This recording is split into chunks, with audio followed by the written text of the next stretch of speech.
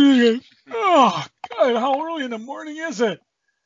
Do you realize it's 53 degrees warmer in my refrigerator than it is outside, and you want a podcast? Oh, all right. Hey, let me get ready.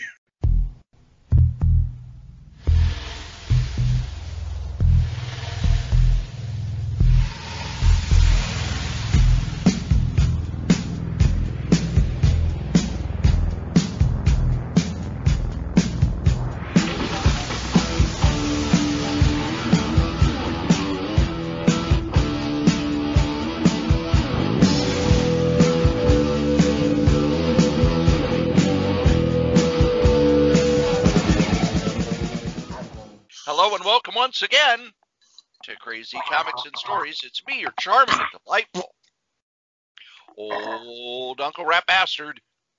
And at the other end of the series of tubes and wires that we call the internets is Joe, Crazy Writer. How you doing today, Joe? I'm not wearing pants. I am so glad that you're far away. Yep. Tell them what the temperature is outside, Strode. When I went to my car at the group home to start it up for my drive home, you know how the new cars they've got where you can see the temperature outside? Mm-hmm. 18 below. 18 below. And I'm in the middle of the city, so I'm at a balmy 12 below. But that's not what we count. We count that pesky wind chill. Because if I was outside standing in my altogether, it would feel like 30 below here in Minnesota. 40 below over here in lovely. Because I got Alaska. I got buildings. Now, there's a thing called a heat effect island, where because the city's got more pavement and more buildings, the temps are always a little bit warmer. Yeah. In the summertime, it's fabled that that prevents like tornadoes and that from rumbling through the city. It's not true, but it does affect sometimes when you see like this big rainstorm coming. It hits the city and then it kind of breaks up and goes around the city and reforms because it absorbs all the heat, but it breaks it up. So, although you got to feel for Florida, Cory. Their high temperature is 53 right now. They're warning people, dress in layers, limit time outdoors. Minnesota, hold my beer. Yeah. 56 below.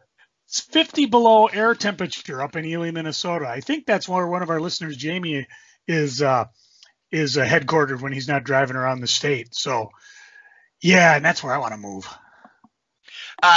When I watch AEW Dynamite on Wednesdays, which you can hear me talk about over at pwinsiderelite.com, because it's kind of an outdoor building. What it is, it's this amphitheater connected to the Jacksonville Jaguars football stadium. So they have this amphitheater they use, and it's called Daly's Place, and that's where they've been doing the All Elite Wrestling show since, I think, either April or May of last year. Jim Ross does not like the cold because he will say at least a couple of times during the show what the temperature is. Like, these wrestlers are out here and it's 45 degrees. Yeah, them Oklahoman sissies. Well, and you'll watch if you pay attention, they've got these huge heaters with blowers that blow hot air into the ring because, half the guys, they're out there in trunks. And I don't mean, with leggings. I mean, nope, it's like swim trunks. Oh, yeah. I know there was the WrestleMania they did in it was New Jersey, but they said it was New York. It was an outdoor stadium, and it was early April in New York / New Jersey. Pretty cold, so they would show people in the stands with coats on, and here's Randy Orton coming to the ring in the shortest briefs you've ever seen. It's like, yeah, he really hurried to get down to the ring where the heaters are. Well, the one thing I know, because when I used to run cross country back when I actually could run, when you're when you start working out, you don't even notice how cold it gets because you're getting warm in that. And if I recall that right, I think there was like steam coming off these guys' bodies because they were working so hard. But we try to stay positive in this here podcast. At least it's another mosquito-free day in Minnesota. Why, yes, it is. Matter of fact, no bugs at all outside. No, they're probably crawling in your woodwork, but that's a different subject. Every so often, I'll get one of those. I forget what they're called. They're like stink bugs. Yeah, we call them chinch bugs, but I know what you're talking about. They're the ones that in the fall, when the sun is shining on the side of your house, the side of your house will have tons of them because they're like, oh, it's getting cold. I'll be in the sun. Every so often, one will crawl out here, and I go, oh, you should have stayed. You should have stayed hidden because you're going outside. Yeah, Cory is not a friendly person in the Strode compound. Not when it comes to bugs, no. Wants to be alone. There's sometimes when we get the ones, they're like about ½ inch long with antennas, and they just they look like, they're happy to stay there. Okay, you get to stay there, and then we're throwing you out tonight. Although sometimes during the winter, if we find a ladybug or something on one of the plants, we'll just let it be. Okay, stay in the plant. You go anywhere else, you die. Well, it depends if it's a ladybug or if it's a Japanese beetle. Because if it's the Japanese beetle, those are very, very destructive. I learned that from my parents had those a few years ago, and eventually it got to the point there were so many there would be clusters, and Dad would go around the house with a vacuum cleaner vacuuming them all off the wall. Super vacuum. Oddly enough, temperatures, wrestling, and chinch bugs are not what we're here to talk about. I'm actually trying to look and see when the cold wave is going to break, because tonight our low here in lovely Chaska, 22 below. Wow, heat wave. Yeah. I happen to have our local forecast up, and it looks like Tuesday we'll get to a balmy 10. Oh. And by Saturday we'll be back to 30. So we've got tomorrow's going to be another day. We're recording this as of Valentine's Day. So for those of you who, realize where we're recording. So the Monday right afterwards, it's going to be a 2 below for the high. And then it'll start slowly warming up. It'll be, 10 during the day, -4 at night. But by next Saturday, by the time we record this here podcast again, not counting the 500th episode, we'll be back to, I don't know what the hell's normal anymore. Yeah, neither do I. Yeah, we don't really care. There is no normal. There is no normal. Only Zool. It is fun that I have weather alerts set up for my Alexa. There she is. I woke her up. But you'll get this thing in the middle of the night. There is a wind chill warning. What? Oh, okay. Yeah, I have a smart weather radio. First of all, I turned off everything on my phone because, like you said, middle of the night. But the only thing that my weather radio will go off for is if there's a severe storm within the immediate ring of me. So if it's just Chaska, it won't go off. But if it gets into Hennepin County, it will, because I can actually have it by counties, and then I spend all that time getting it programmed. And then, of course, as soon as my wife unplugs it for the winter, then I have to reprogram it the following year. And it's like, just leave it. It's a real pain in the butt to program. But it's unlike when it used to be like, oh, there's a tornado up in Duluth. Better alert the whole state. Yeah. Well, we're here to talk about funny books. We are. I kind of like talking about weather. It's a Minnesota thing. We dig talking about weather. Cold enough for you, Strode?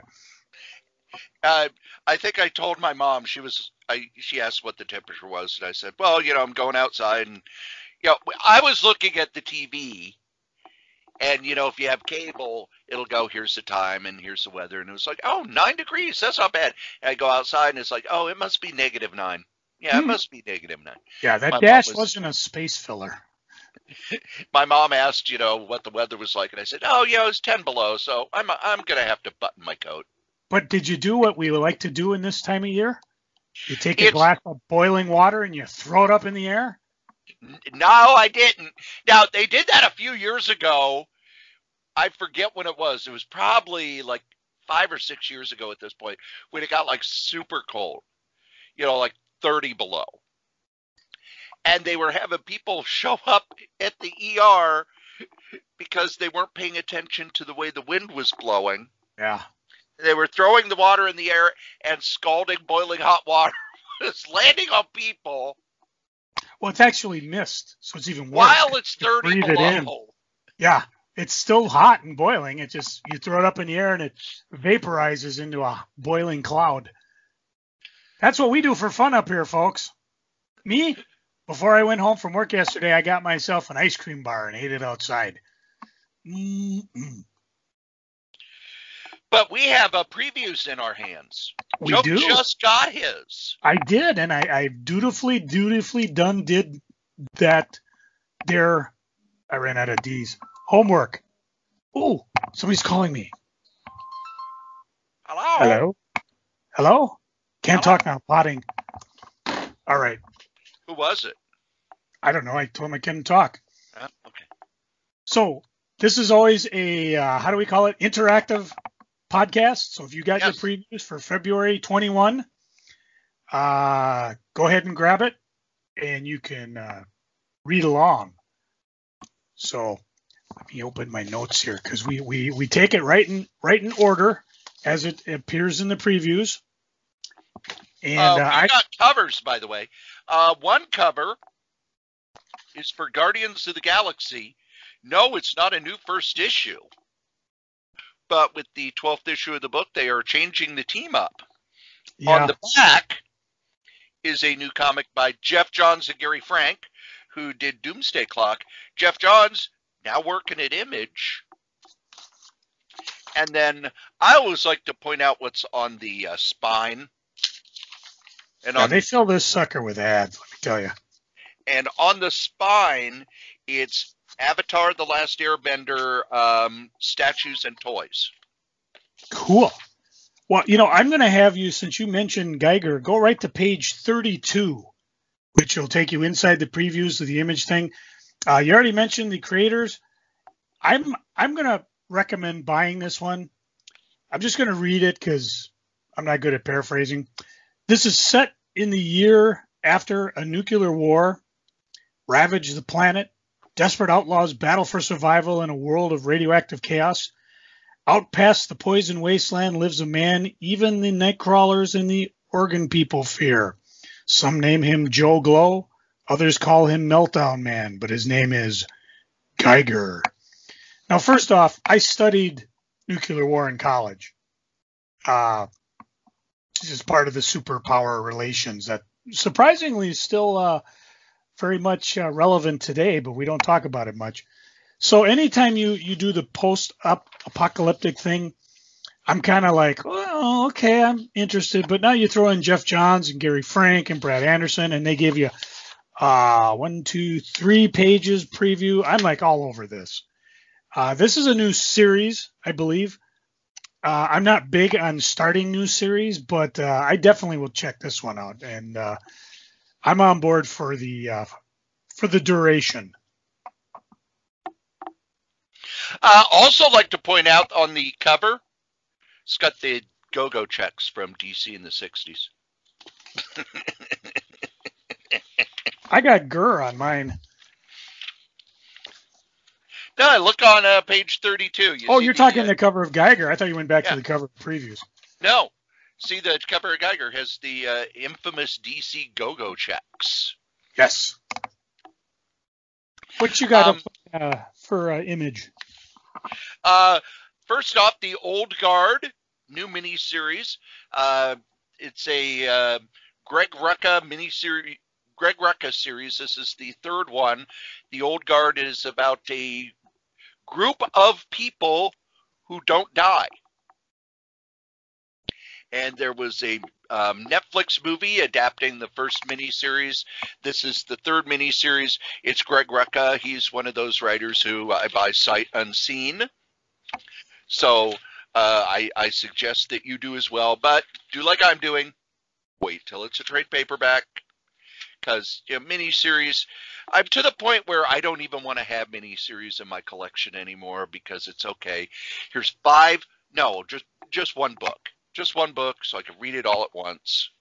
See, and I'm the other way because I do a lot of the eBays, which I'm sure your people are shocked to know. So if it's something like that I really like, I'll read it. If I don't like it, I'll sell it. If it goes insane, like the Ice Cream Man #1 is like a $300 #1 book, hey, I'll sell the whole collection and get myself the graphic novels. So yeah, this one I'm on the fence on, mainly because it's part of a Netflix movie, and I'm kind of like, well, if I'm not big on the tie-ins or even the source material, I don't know if I necessarily want to buy a miniseries on it. However, it is star-studded. I don't know if does that mean anything? I don't know. But it's a great book. Really a great book. How about the show, though? Have you watched the show? I have not, but people really like it, and I guess they're making another one. It was a movie and not a show. But it's on Netflix. Yes. And it's got Charles Theron. Let's see. Book-wise, they are doing another reprinting of the Hack Slash series, which is kind of inverting the horror movie trope. She is a girl who hunts down the slashers. It's kind of like the last girl in a slasher movie, except she hunts down slasher killers. It's a series that's been going on for a long time. They collected it, and they called them omnibuses, but they were really just trade paperbacks. They weren't really big enough to be an omnibus. Well, now they're doing it as hardcovers because it has once again been optioned for a movie. Sure. That's some good money there. And I'm on page 42 with Jules Verne's Lighthouse, a 5-issue miniseries. At the edge of the galaxy, there's a giant supercomputer known as the Lighthouse, the only brain powerful enough to navigate ships through naturally occurring wormholes, potentially cutting off months or years off a spaceship's journey. 3 humans, 1 alien, and a nanny bot have manned the remote station for years in relative peace until the arrival of a cutthroat pirate band that threatens the future of civilization and reveals that each of the Lighthouse crew have been hiding a shocking secret. He who controls the lighthouse controls this part of the galaxy. They gave you 4 smaller pages of art. It looks pretty good. I'd use a magnifying glass because I'm getting old, So for a miniseries, I'll give it a shot. And like I said, anytime I get something like this later on down the road, eventually I'll read it and review it and see if my instincts were correct. Another collection I want to point out is the final book in the Sex Criminals. They've collected the final batch of the comic Sex Criminals in Big Hard Sex Criminals Volume 3. This is a story where 2 people find out if they have sex, it stops crime, so it stops time, so they go and rob banks and steal stuff. Why not? And hijinks ensue. And it's Matt Fraction and Chip Zdarsky. It's a lot of fun. This is the 3rd one. I have bought it in the great big books and really enjoy it. On page 54, across from Hack and Slash that Cory mentioned earlier, Decorum hardcover. Jonathan Hickman, Mike Huddleston. There are many assassins in the known universe.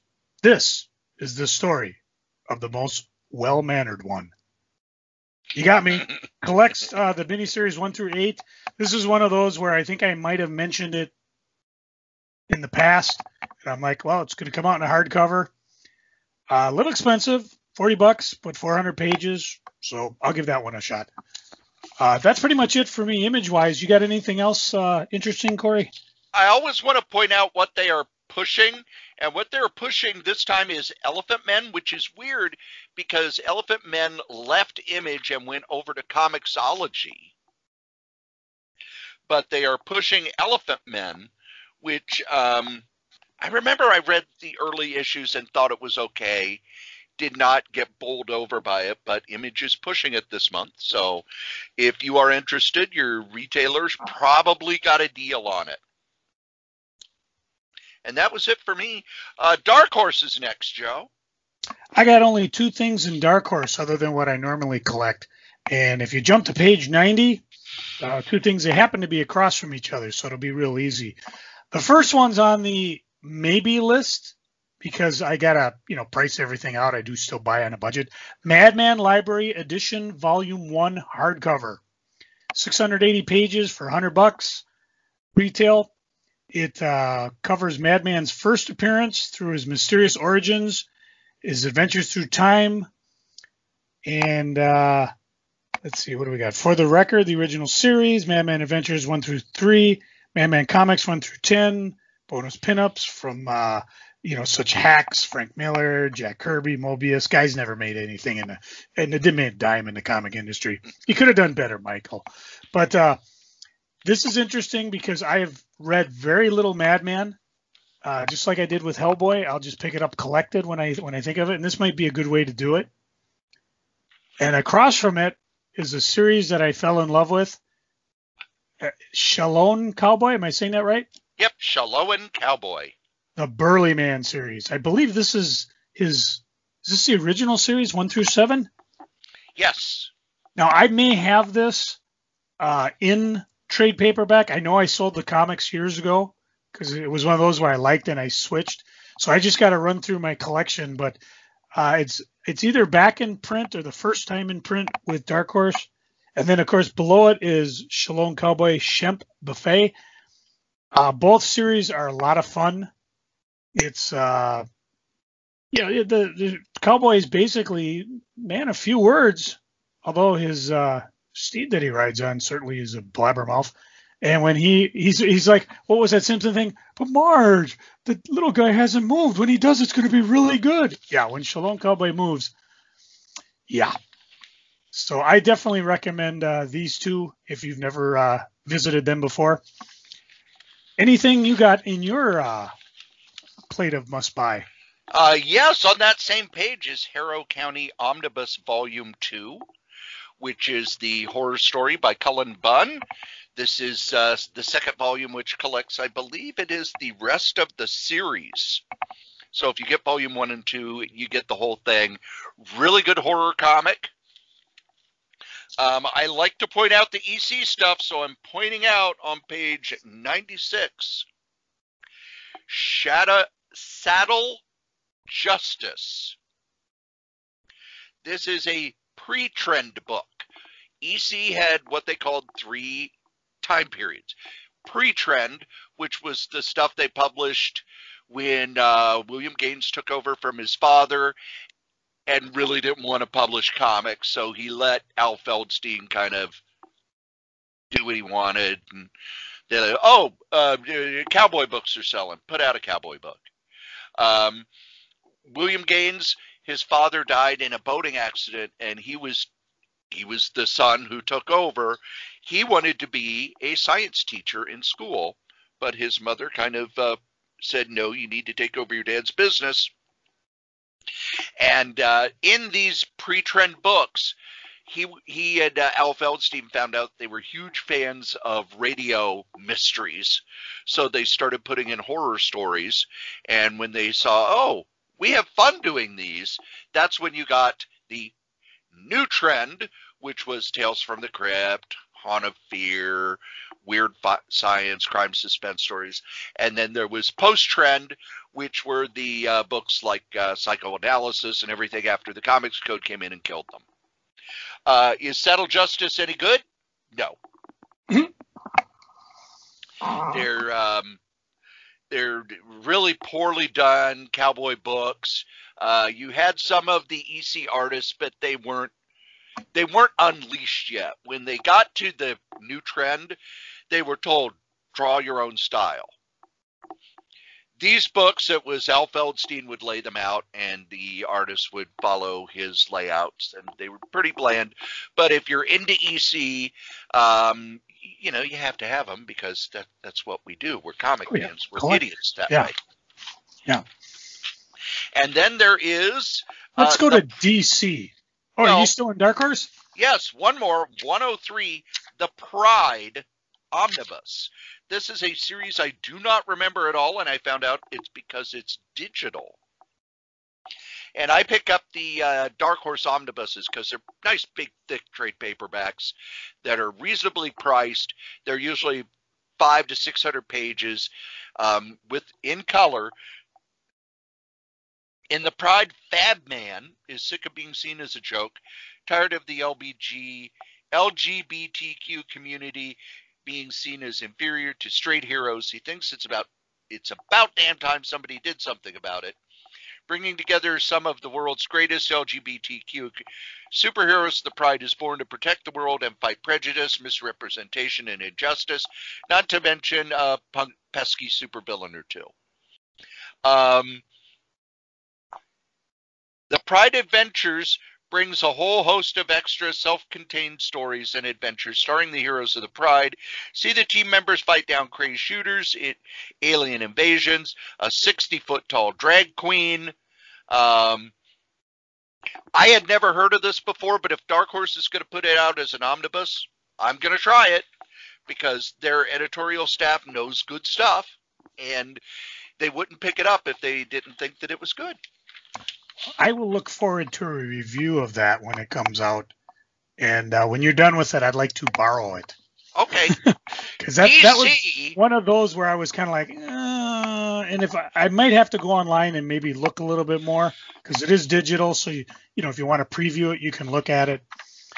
But I'm still on a budget. DC is fascinating because they're now done with Future State for the most part. Well, I've only got one book I'm buying. Boy, they got a lot of number ones this month, though. The only thing I'm picking up is JLH because Bendis is doing it, and I'm doing it strictly on Bendis. Nothing else tripped my trigger to the point where I want to watch it or read it. I'm interested in Robin because it's Joshua Williamson. Damian Wayne is going to get a Robin series, and the art looks fun. And it's Joshua Williamson, who's one of the better DC writers who plays around in their universe. Batman the Dark Knight by Tom Taylor and Andy Kubert, although I think they're changing the name to Batman the Detective. They announced that over the weekend, so already changes. But Andy Kubert doing some Batman stuff. That's one that I will pick up as a trade. Remember how I said they are... The Future State is over, except maybe not utterly and completely. Yeah. The next Batman, which is I believe it's Lucas Fox's son. I'm Batman. Is getting a mini series. Joe, I'm kind of surprised you're not picking up the Batman and Scooby-Doo mysteries. You're Batman. I thought about it, and I still may go back for it. But, yeah, I mean, my eyes are glazing over the Batman stuff. You know, DC is suffering from the same problem that Marvel did, you know, years ago. Oh, well, we got one X-Men book, so if we sell a dozen X-Men books, that'll be even better. And I can't help but think, no, what you're doing is you're diluting what could be just a big seller into a bunch of smaller sellers. And, you know, that's what the AT&T overlords want.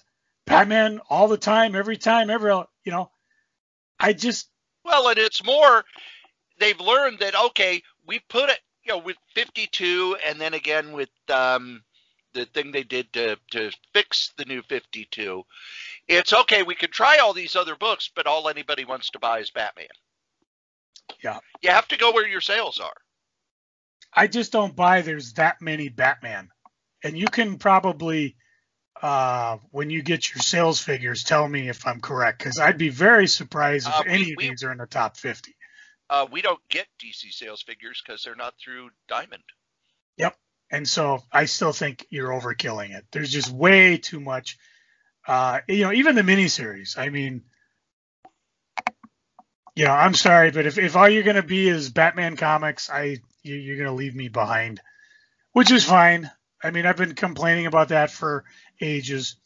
Like I said, the only book I'm looking at, and even this, there's not a lot of graphic novels. Usually this month for graphic novels was terrible. I would look, and I'll buy the graphic novels of stuff in the past.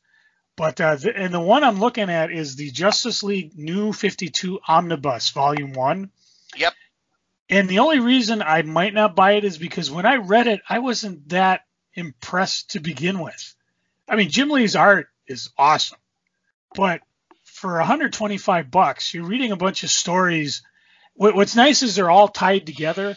I mean, you get the Aquaman, you get the Dark, you get the Trinity of Sin, everything that ties into it in one smooth storyline.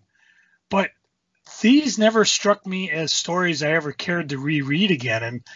And when I got a choice between that and some of the other things we'll talk about, or some of the things I already passed about, I mean, I'm more excited about getting something like Madman, which I've never read, versus something like this. I may still have the comics sitting in my collection just because I haven't gotten around to getting rid of them.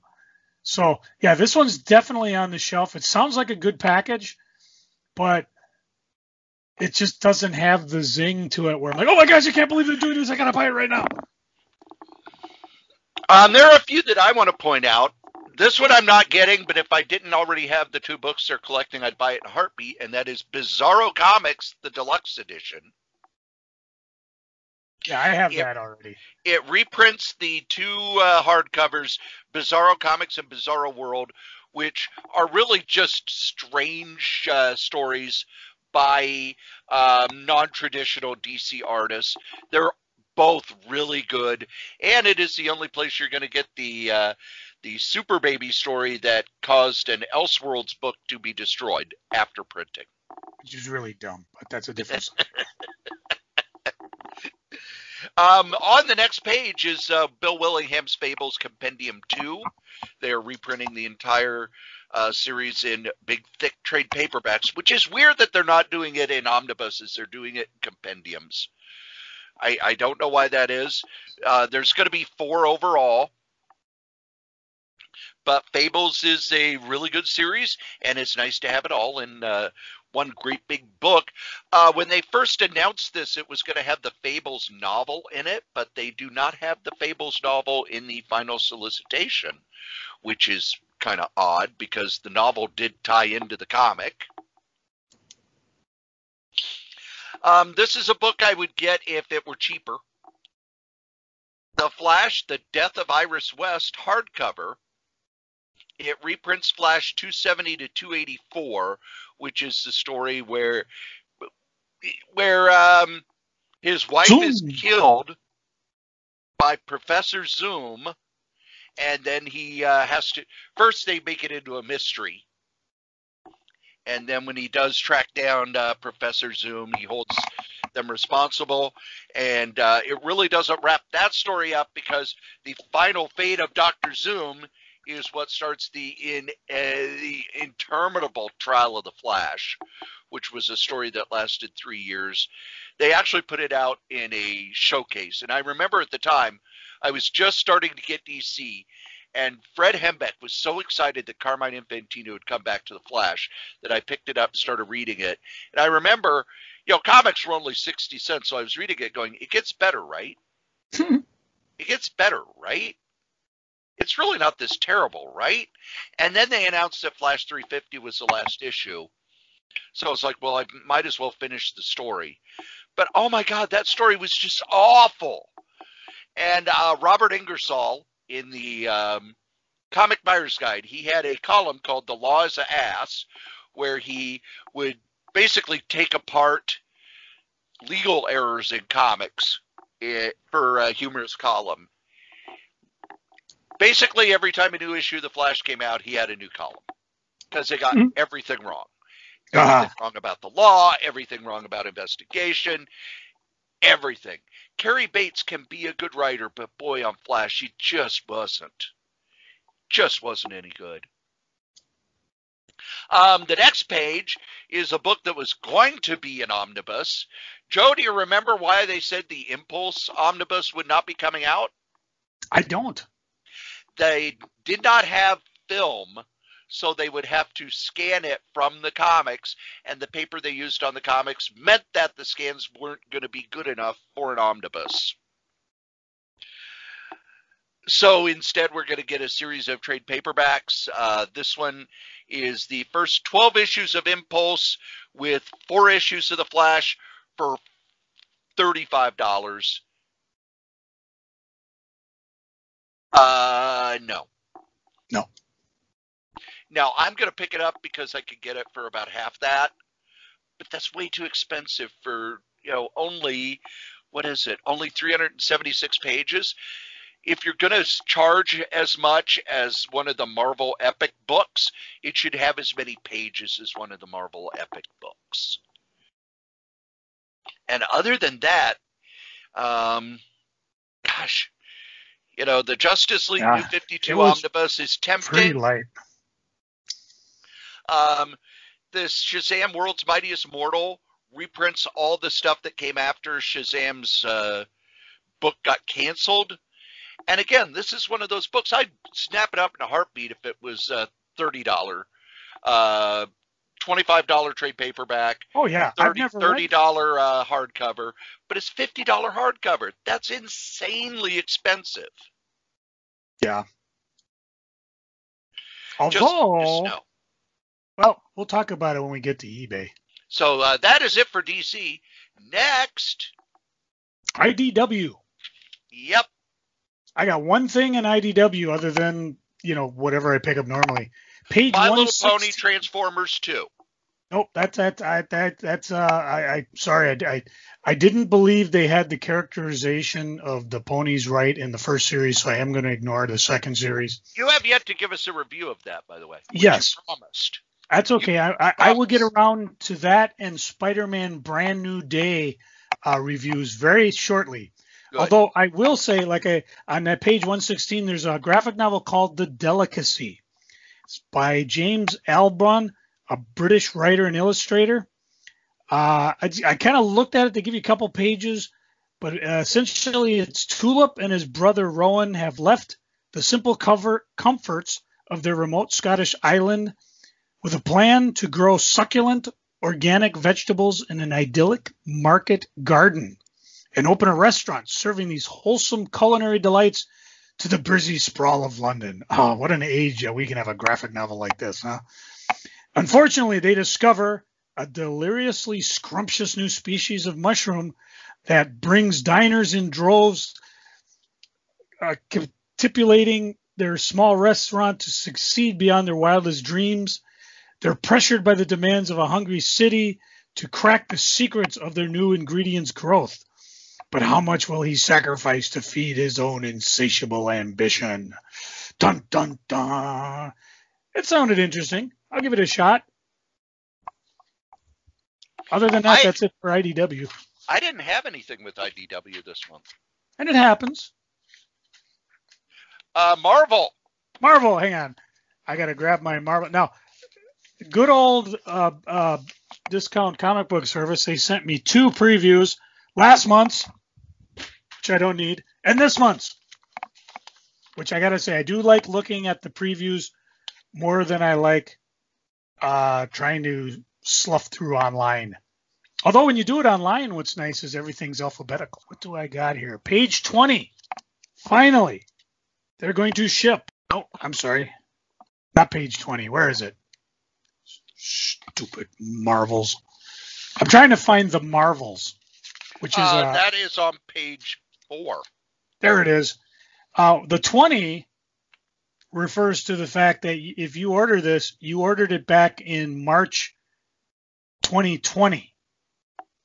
So for those of you who actually ordered this, I think this is kind of stupid of Marvel. Obviously, for a creator, there must be some cost thing involved, because for a retailer, you're able to adjust your orders up and down. But for you and I, you have to use that. Probably easy. Just go to your comic shop and say, hey, I want to get the Marvels. It's Kurt Busiek, covers by Alex Ross. How do you say that? Yilare Sinar. And what it is, it's basically Kurt Busiek writing past and presents in an all new ongoing series. And Kurt could write a freaking phone book and it would be absolutely fantastic. I think you said it earlier, Cory. This is basically Astro City. Since Astro City's not selling, he's going to bring his same sensibility to Marvels. And I'm looking forward to it just because I'm real excited to see what Kurt comes up with. They give you the order code all the way back in March. Why they don't resolicit, I don't know. It internally, it's probably the same. I mean, for retailers, hey, you can adjust your codes up or down. All I know is we've been waiting over a year for this sucker, and it's finally coming out. So definitely jump on board. Let's see, 1, 2, 3, 4 different variant covers. I'm sure there'll be others. So this is one that I'm very excited for. What you got up on your plate, Mr. Strode? I'm going to be picking it up as a trade, but I do want to point out the Mighty Valkyries. Yep, that's right. Jason Aaron is continuing his story of Jane Foster as Valkyrie. So he's not done with Thor yet. It's a mini-series. Now Jane Foster thought she was the last of the Valkyries. Now there are more after the mini-series, after the King in Black mini-series. So Jason Aaron's still doing some Thor. There is another X-Men book, The Way of X, which looks like it's going to be highlighting Nightcrawler. Hopefully they're going to be putting that into the X-Men trade paperbacks that I pick up. I'm going to point out a comic on page 61. I'm not buying it, but you might want to. Cory, do you remember the first female Thor? Yes. Do you remember how people went apeshit over it? Yes. Do you think they'll do the same thing when Elektra is Daredevil? They already did. That was Daredevil number 25. Joe, go to the eBays and tell me how much Daredevil number 25 is going for. He fires up the Kraytron 4000. The atomic powers batteries, turbines to speed. Roger and Wilco. Don't forget to fasten your seatbelt. Oh, and I better put the number sign in. Oh, I forgot to carry the 12. All right. Dun, dun, dun. Only a mere $3.99. But this person's, well, this is a second print. First print's starting about $22 and going up. So, yep. You had your chance. You blew it. You blew it. You blew it. So, and you mean you are skipping over on page 15 the return of Darkhawk by the original creator, Danny Fingeroth. And if you didn't get that number one, you missed out. You blew it. You blew it. Forget about it. No, you could still get it. Yeah, for a couple $100. I remember when Darkhawk came out, no one cared. Nope. There must be a movie or a TV show where he's going to show up somewhere for everybody to go, oh my God, Darkhawk! Because Darkhawk was terrible. Yeah. It was god-awful. All those books from that era. I mean, She-Hulk, one. Oh, well, She-Hulk was the John Byrne one. I like the John Byrne She-Hulk. Gruber just sold his run for like over $400. Yeah. That's crazy. And the weird thing is, when Byrne left She-Hulk, I know this will shock you, Joe. He left She-Hulk in the middle of a story in a huff because somebody did a story that he didn't like involving She-Hulk. Oh, poor sweet baby. Then Steve Gerber came in, did a great run.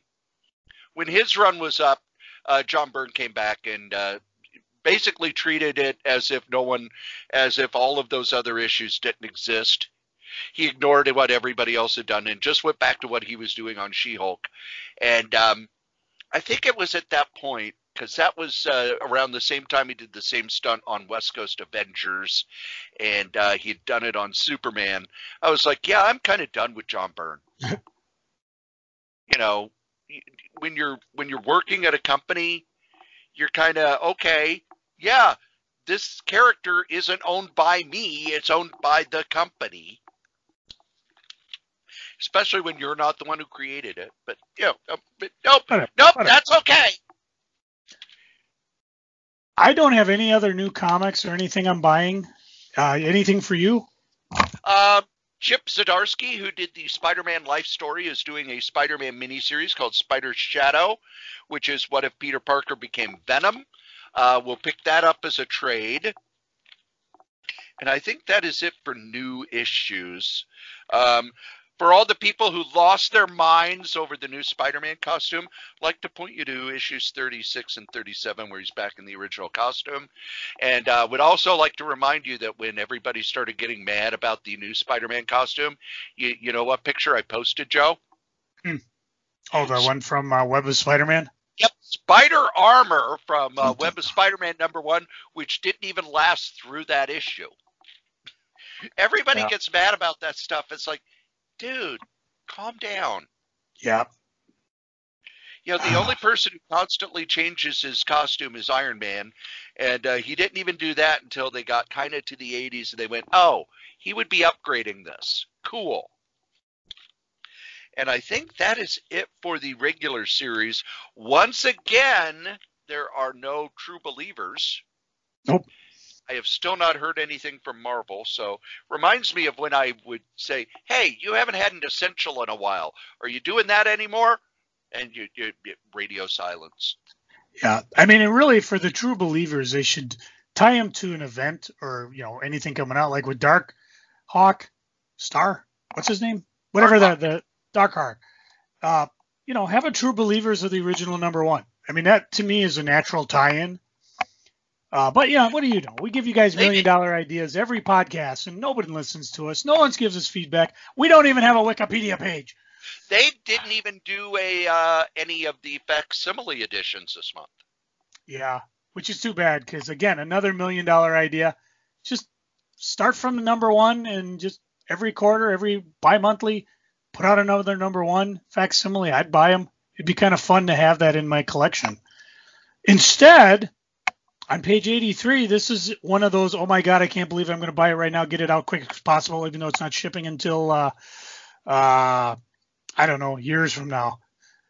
X Factor by Peter David Omnibus. I've loved Peter David's Omnibus. I've loved his X Factor. He could write the phone book, and I would buy it. That's a dated reference. I should probably update that somehow. Anyways, this is his first book.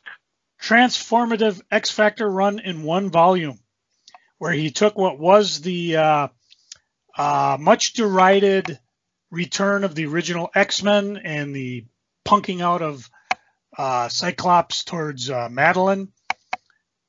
And anyways, it totally changed it on its heel, because suddenly you had Havoc, Polaris, Quicksilver, Multiple Man, Wolvesbane, and Strong Guy as the all-new, all-different X Factors, sanctioned by the U.S. government to protect humans from mutants, and vice versa. And this was a good run. The appropriate tie-ins are with it. And obviously it's volume 1 because he did X Factor for quite some time. And this to me would be just like his run on Hulk. This is the way I want to collect it and keep it in my collection.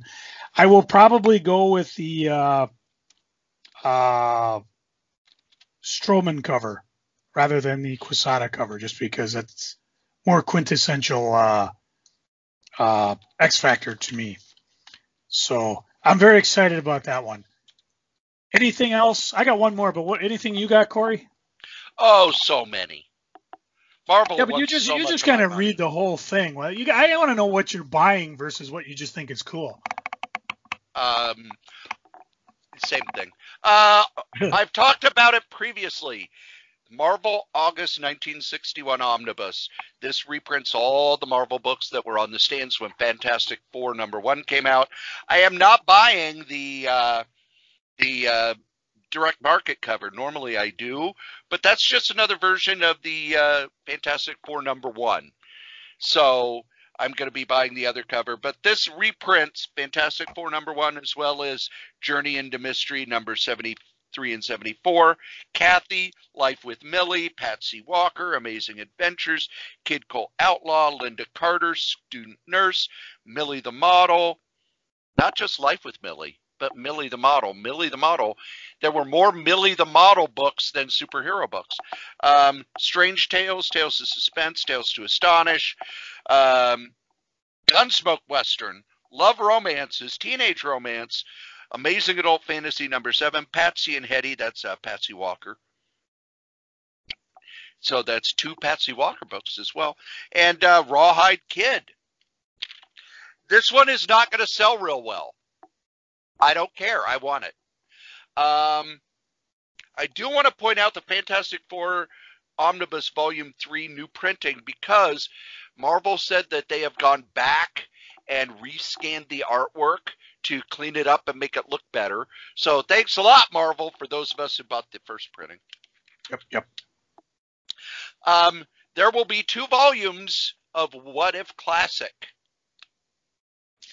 The only problem is they will not reprint What If #16.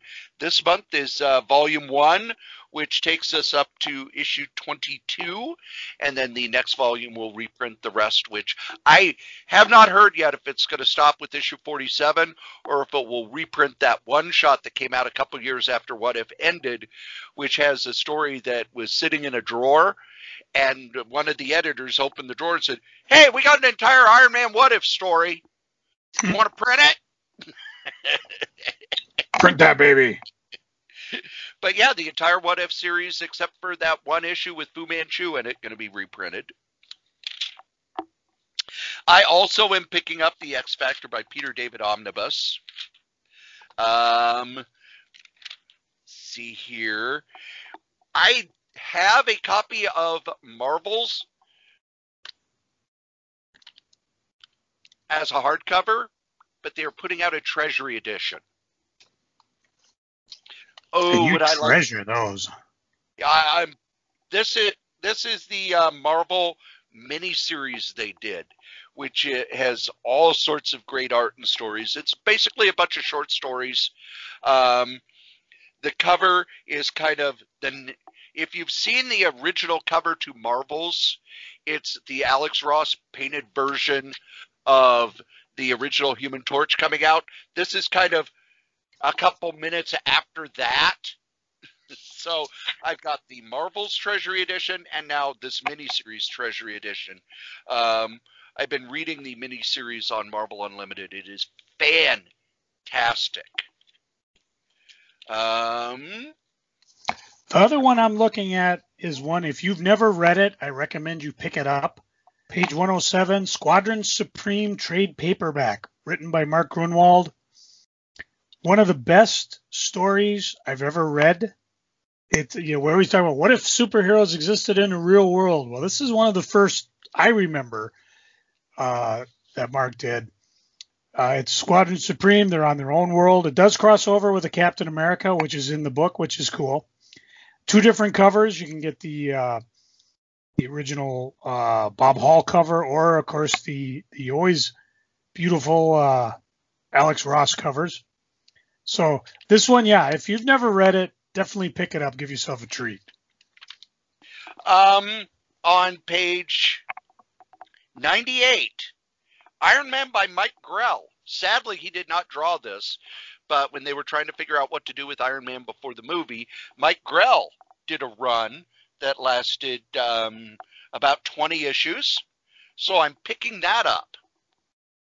There is also Ghost Rider Robbie Reyes, who's the current Ghost Rider, if you read the Avengers. That entire series and the miniseries that spun out after it is going to be collected. I have not read those books, but I do like the character after reading him in the Avengers. Then we get to the Epic collections. Morbius is getting a second one, which reprints all of the Morbius stories up to his series in the 90s. So they pretty much, with this, they ended the story of Morbius, and then of course, the cure that saved him, they got rid of it because they wanted to bring the character back. But I have that in the omnibus, but I'm pointing it out because they're putting it out due to the movie, which has been pushed back again. The movie was supposed to be out, I think, either the end of this month or sometime next month. No, they've pushed it back to October because theaters still aren't opening. Yeah, there's a big hubbub online about, are we going to do a hybrid Black Widow, like they're going to do with the Godzilla Kong and some Wonder Woman, or are they just going to make it theater only or blah, blah, blah, whatever. Disney has said it's theater only. They're not looking at putting it out on the on Disney Plus. But I want to point out that whenever they do stuff like that, you have to think of what they said in wrestling. Card subject to change. Yeah. And I believe that was it. The Marvelverse books, these are the books that are being made for the Scholastic. So they reprint stories that kind of highlight recent stories with these characters. So if they're smaller than regular size. They're 6x9, which is a little bigger than Digest. So if you want to see what Loki's been up to, they did the story where Spider-Man owed Loki a favor. They reprint that story and a few others, and then Shang-Chi is the Shang-Chi stories that Ugh. Yeah. Ugh. And that's it for Marvel. Boy, the reprinting tons of omnibuses, by the way. So if you have missed out on any omnibuses, you're going to want to check that because they're going back to press. And I would like to point out why that is, Joe. Which is? The new numbers came out. The top 10 books for amount of dollars. These books sold the most, but these books made the most money. They were all omnibuses and masterworks from Marvel. They ran the top 10. You want to know why they're doing it? They ran the table, yep. That's why they're doing it, kids. And I'm always like, why are they reprinting this stuff? It's sitting in dollar bins for the masterworks. And then it's like, oh, yeah, it was the 5th biggest. It made more money than almost everything else that Marvel put out. That's why they're doing it. And the big thing, and this is secondary to what Marvel's worried about, because I've watched the people online. They're ruining the values of the omnibus. Folks, that's not their job. They don't care what the value of an omnibus is. If they can sell more, they're going to sell more. So if you're investing in omnibuses, don't. Matter of fact, I think we have something coming up about investing in comics, don't we, Cory? Yes, you may want to listen to our 500th episode about that. Yeah, maybe. So we'll tell you how to do it. I will point out, though, that there's been a couple omnibuses that you've talked about, Cory, the ones where they're reprinting all the comics in that particular year or that month or whatever. Yeah, just the one. That I can't see that ever being reprinted.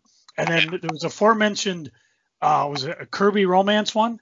Yeah, that one's never getting reprinted. Yeah, I mean, so there are some romance and war. Yeah, there are some that might hold their value, but don't count on it, because if that one shot up to $1 billion and the demand was there, Marvel would probably reprint it. So buyer beware on that stuff. That's some dynamite information there, right, Cory? Why, yes, it is. And our next book is our next publisher is Dynamite. I've got a couple actually in Dynamite that I'm looking at. Usually Dynamite, it's so attuned to Red Sonja, Vampirilla, and the 3 trillion variant covers. On page 155 is a trade paperback called Myopia. A homeless man is mysteriously abducted. A journal is left on the edge of a subway platform, filled with stories about a world that doesn't exist. Not far from here, a scientist is murdered in cold blood. The only clues are his burned down lab, a magnetically propelled motorcycle, and a man walking around New York City with the last living Falcon on the planet. Imagine a world where your every thought, your every move is filtered through the central lens network. Now imagine being a 12-year-old boy and discovering a pair of lenses that allow you access to this network undetected. That's what happens to Matthew Glenn the day his father is murdered. 2 years later, mysteriously appears back in his life. A couple pages of preview art, and it sounds intriguing. This is some science fiction here, so I'm definitely looking forward to picking up this one. Anything else for you? There is only one thing at Dynamite for me. One of the movies that I love that was basically, it feels like it was dropped in theaters and then didn't even make a splash when it was dropped and went away, is Sky Captain and the World of Tomorrow.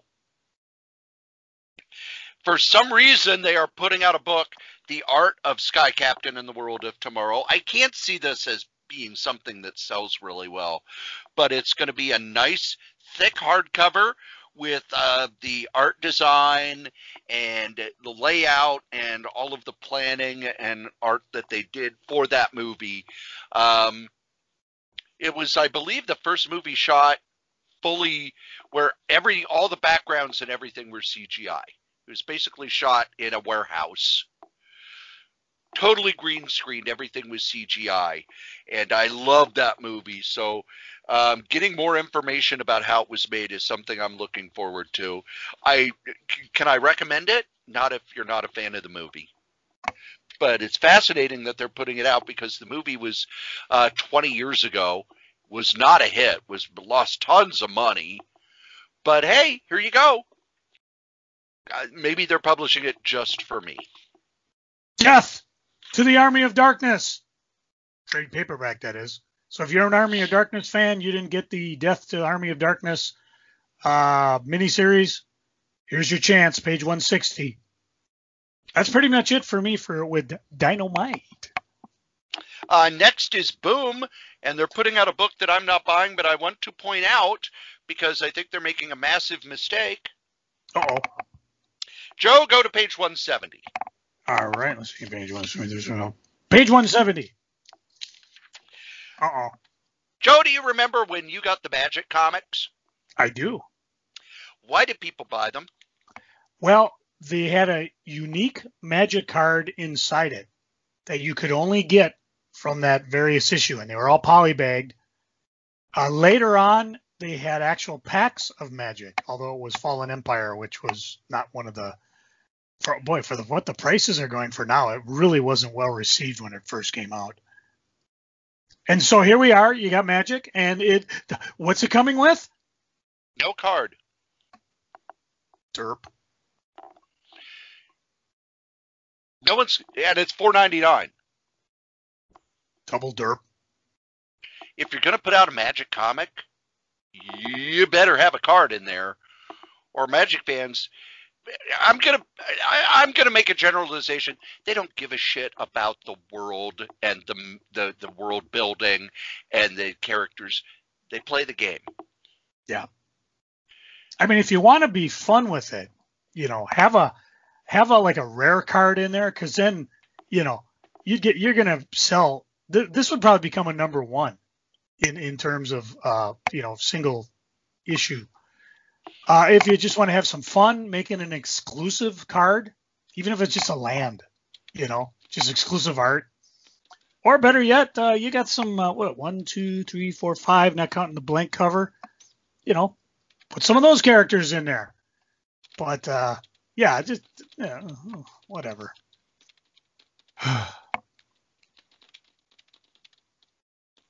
Yeah. If you're going to do a Magic comic and you don't have a Magic card, why did you buy the license? Yeah. That was it that I wanted to point out with Boom. A huge missed opportunity there. Swing on and miss. There is another one on page 173. It's a limited collector set of the Magic #1 covers. Again, no card. No. If I had the money, I'd buy some of those cover books just because the art is usually pretty fun to look at. But I'm unlimited funds. So. But now, we get to the rest. Same thing as always, go round robin. Sure. All right. I will start off on page 197 under Abrams Comic Arts. A Fire Story by Brian Fries. Early morning, Monday, October 9th, 2017, wildfires burned through Northern California. 44 deaths. In addition, over 6,000 homes, 8,000 other structures were destroyed. Brian Fries gives a first-hand account of this tragic event. It's honest, unflinching. It's his personal experiences, including losing his house and every possession he had, that his wife and him couldn't fit into the back of their car as they fled. There's a soft cover. There's a hardcover. Pick your choice. Little slice of life. I don't know. Maybe it's because my dad's a firefighter or was a firefighter. I'm interested in this. Pray to God I'm never caught up in a situation like that. But I'm interested to see what happened with him. Couple pages before that on 194, new Cimmerian miniseries, which is basically Conan adapting the public domain stories so they can't call him Conan. Iron Shadows in the Moon, another adaptation, and the gimmick is that they're able to adapt it and put all the sex back in. Hot snot. Sex. I've liked these, but you're not going to beat John Buscema and Barry Windsor Smith's art. So I prefer the Marvel version. But if you're a Conan fan, I do like them. They are well done. It's not a new story. If you're a Conan fan, you've read the story, you've read Marvel's adaptation, you know this stuff. There is another Goon omnibus. I like that he calls his omnibuses a bunch of old crap. Goon is a series by Eric Powell, and they were printed over at Dark Horse. They're just this fun, odd mix of monsters and goofiness. And if you haven't read it, pick up the first volume, the first omnibus. He is still doing stories kind of infrequently, but I do like the fact that he's putting them out. Basically publishing this stuff on his own because he was at Dark Horse, built up a following, and used it to create his own tiny little publishing company. Joe? On page 202 in Aftershock Comics, Project Patron. 30 years ago, the world watched in horror as the Patron, a hero sent as humanitarian aid from a different dimension, went punch for punch with Woe, a primordial beast and a perfect match for our mighty protector. In the end, both hero and villain alike fell. But Patron returned and continues to defend us to this day. At least that's what we've all been told. Truth is, the Patron died that day along with Woe. The UN replaced him with a Reploid, designed to mimic the real Patron and continue on his mission of protection. Today, Patron Reploid is secretly piloted by an elite team, a team prepared for anything except for the death of one of their own. Looks like a couple of very, very small pages of art shown, but this one's got a little oomph to it. I think I'll give it a shot. Regular cover. There's an incentive cover, so check with your retailer if you're so interested. Cory? Back on page 224, Archie still has no new books. But they're doing another one of their trade paperbacks where they reprint an entire series, you know, everything. She's Josie. Yes, it's Josie from before Josie and the Pussycats, where it was Dan DeCarlo created this character and was based on his wife, I believe. So these are the stuff from the 60s before it was Josie and the Pussycats. Has not been reprinted that I can think of ever, because once it became Josie and the Pussycats, that's all you saw. So these are they're Archie books, but they're a little different because there's a female and there's not a love triangle. Looking forward to these because, you know, Dan DeCarlo. Come on, man. Man, get Dan DeCarlo. One page back on page 223 under Andrews McNeil, Fangs hardcover. A love story between a vampire and a werewolf. Take my money. This is based, Sarah Anderson did it based on Sarah Scribble comics. Elsie is a vampire, 300 years old, but in all that time, she's never met her match. All this changes one night in the bar when she meets Jimmy, a charming werewolf with a wry sense of humor. I was going to buy this, and I'm going to give it to my brother-in-law, who's big on werewolf stuff. I'm pretty sure he'll never see this coming.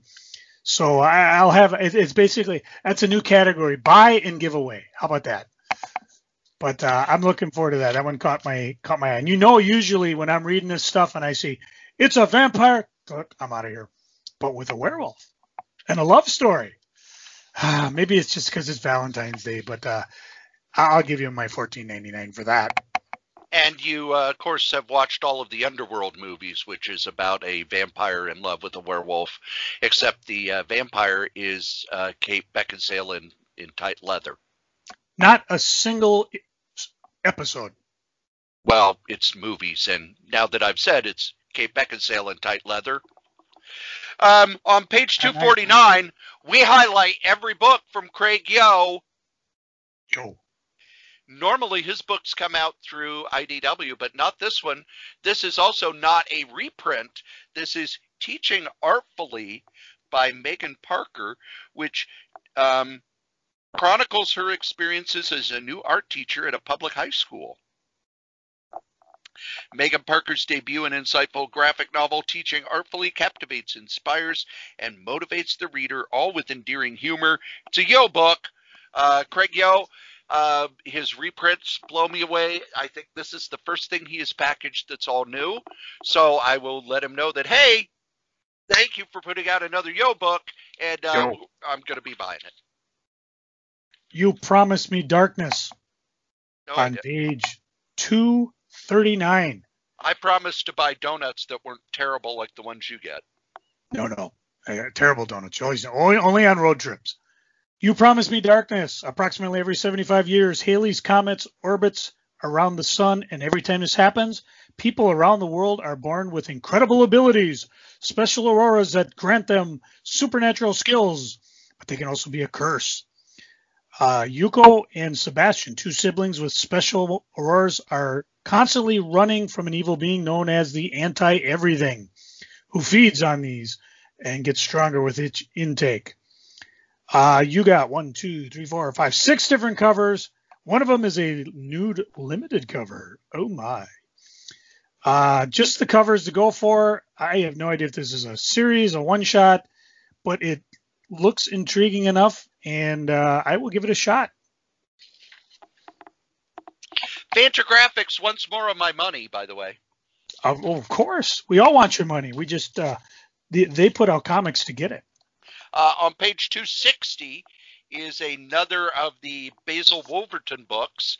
This is Scoop Scuttle and His Pals. Basil Wolverton. All I need to do is Lena the Hyena. He's the one who drew that character back for Lil Abner, and most people will know who it is. He drew very odd, very idiosyncratic books.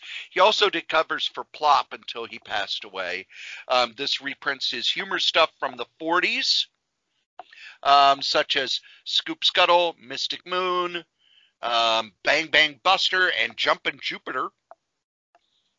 But on the next page is a book that is, I don't know if I would call it famous or infamous, but it is In Pictopia, which was written by Alan Moore, drawn by Don Simpson, was printed as a kind of a fundraiser for Fantagraphics, and everybody involved said it was some of their best work. It's been out of print for ages. It's a 28-page book, but it's Don Simpson, Alan Moore. There was also Pete Pawlowski, Eric Vincent. Presented here for the first time from the scanned art. Pictopia is an allegorical city inhabited by the old, forgotten, but once famous and iconic comics characters, now considered pitiable has-beens as popular new comic characters who are cheerfully and inevitably taking their place in the pop culture pantheon of celebrity. It is both a paean to the timeless, beloved comic characters and a scathing critique of the then contemporary comic scene. They do not list Alan Moore as the writer because it's Alan Moore and he just wants to be listed as the writer. Which is all right. It's $20 for a 28-page book. So this is not something that you're going to pick up I hear this is good. This is something you're going to pick up if you're like me, and I missed out on it because it's sold out and they haven't ever reprinted it. Ooh, it's legendary in how just vicious Moore was. And Dom Simpson, not exactly one of the nicest guys when it comes to what he thought of mainstream comics either. Although it's interesting that he has now had a comic in Marvel. So there you go. I want to point that out. I am picking it up. I don't recommend it unless you're someone who's been looking for it. I believe the last time I saw it at a shop, it was at Dreamhaven, and Greg Ketter, damn handsome man, had it for over $250. Yeah, there's not even one on the eBays. I'm just kind of scanning to see if I can find a price on it. So I'm going to jump you back to page 255. I've talked about this book in the past. Here's your chance to get it. Wimbledon Green, the story from the sketchbook of the cartoonist Seth. Wimbledon Green, of course, is the greatest comic book collector in the world. It's a great book. A little book for $20. Lots of fun. I don't know where my copy went. I think I borrowed it to somebody, but definitely pick it up if you got the funds. It might even be sitting in a better comic store now as we speak. So you may be reading this mere minutes from finishing this here podcast with us. Absolutely love that book. I got the hardcover. Seth is one of my favorite cartoonists. I recently got the 2-volume slipcased Clyde Fans, which is simply a story of a family-owned fan company in Canada and how it slowly went out of business and how that affected the family. And you're thinking, wow, that sounds dull and boring. Seth is able to make the dull and boring fascinating and interesting because of his art and how he tells the stories through art. The one to pick up, one of my favorite books of all time, is It's a Good Life If You Don't Weaken, which people at the time thought was nonfiction. It is about a cartoonist named Seth who is obsessed with an artist from the 50s who sold 3 comics to the New Yorker. And him tracking down the artist, how this artist got into drawing, what happened afterward, and his family. And you read it, and it's such good fiction. Not good comics, good fiction, that it will blow you away and kind of stay with you for years. Clyde Fans is the same way. It's just so well done. Seth always has this feeling of melancholy to his art, which is why I think they picked him to draw the covers and design the covers for the Peanuts library that Fantagraphics did. It's that same sort of, there was always kind of this melancholy through Charles Schultz's work. Yes, he had the joke every day, but it wasn't like everybody in the strip was happy. So it's that same sort of feel. Let's see. What do I have next? Boy, there's a whole lot of here that I'm skipping over. Yeah. But nope, that's the Kenzerco stuff. Knights of the Dinner Table, they are resoliciting a bunch of the issues because they're running like 6 months late. Yeah. On page 263, I'm going to point out another one. I have a copy of it, but Bernie Wrightston's Frankenstein's being offered again. Oh, yes. Hardcover, softcover. Plus, it also includes introductions by Stephen King, author Mary Shelley. Just fascinating. I mean, Bernie Wrightston, premier artist. You don't know who he is, but you obviously are new to the podcast. Welcome.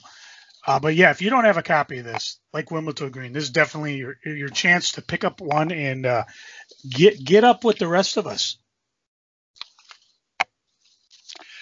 They also are doing a Kickstarter for, that one beautiful Frankenstein drawing he did. That's the cover. They're doing a Kickstarter to make a jigsaw puzzle out of that. So if you're into jigsaw puzzles, you may want to head over to that. On page 296, they are resoliciting Asterix Omnibus Volume 4. Asterisk is the best-selling comic in the world. It is a French comic set in Rome, and Asterisk basically wanders the world in search of adventure. It's what's the name here? Rene Goscinny. The first two have come out.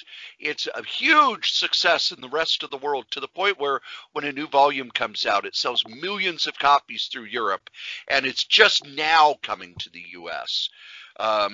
It's excellent, excellent stuff. I'm hyped up because I just got volume 1. I didn't do all 4 at once. I figured I'll just pick up 1, and I'm gonna have to play some catch up here.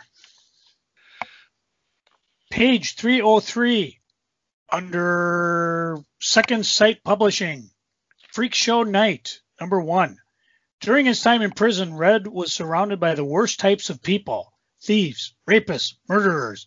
Now on the outside, he's surrounded by the living dead, armed with the only thing he's ever known, violence. Red finds one last chance at redemption for a lifetime of sin. 5-issue miniseries. I read through all the stuff. This one caught my eye. I think I'll give it a shot. And then on page 316, this is the last thing that I have. They're doing a reprinting of American Comic Book Chronicles, the 50s. So Bill Shelley, who I'm not going to say he was a close friend, but we were very friendly. I did an interview with him for his autobiography. We traded emails, passed away a few years ago. He wrote this volume, goes in depth on not just the comics at the time, but also one of the best writings of what happened during the comic book scare of the 50s, where the government actually went after crime and horror comics.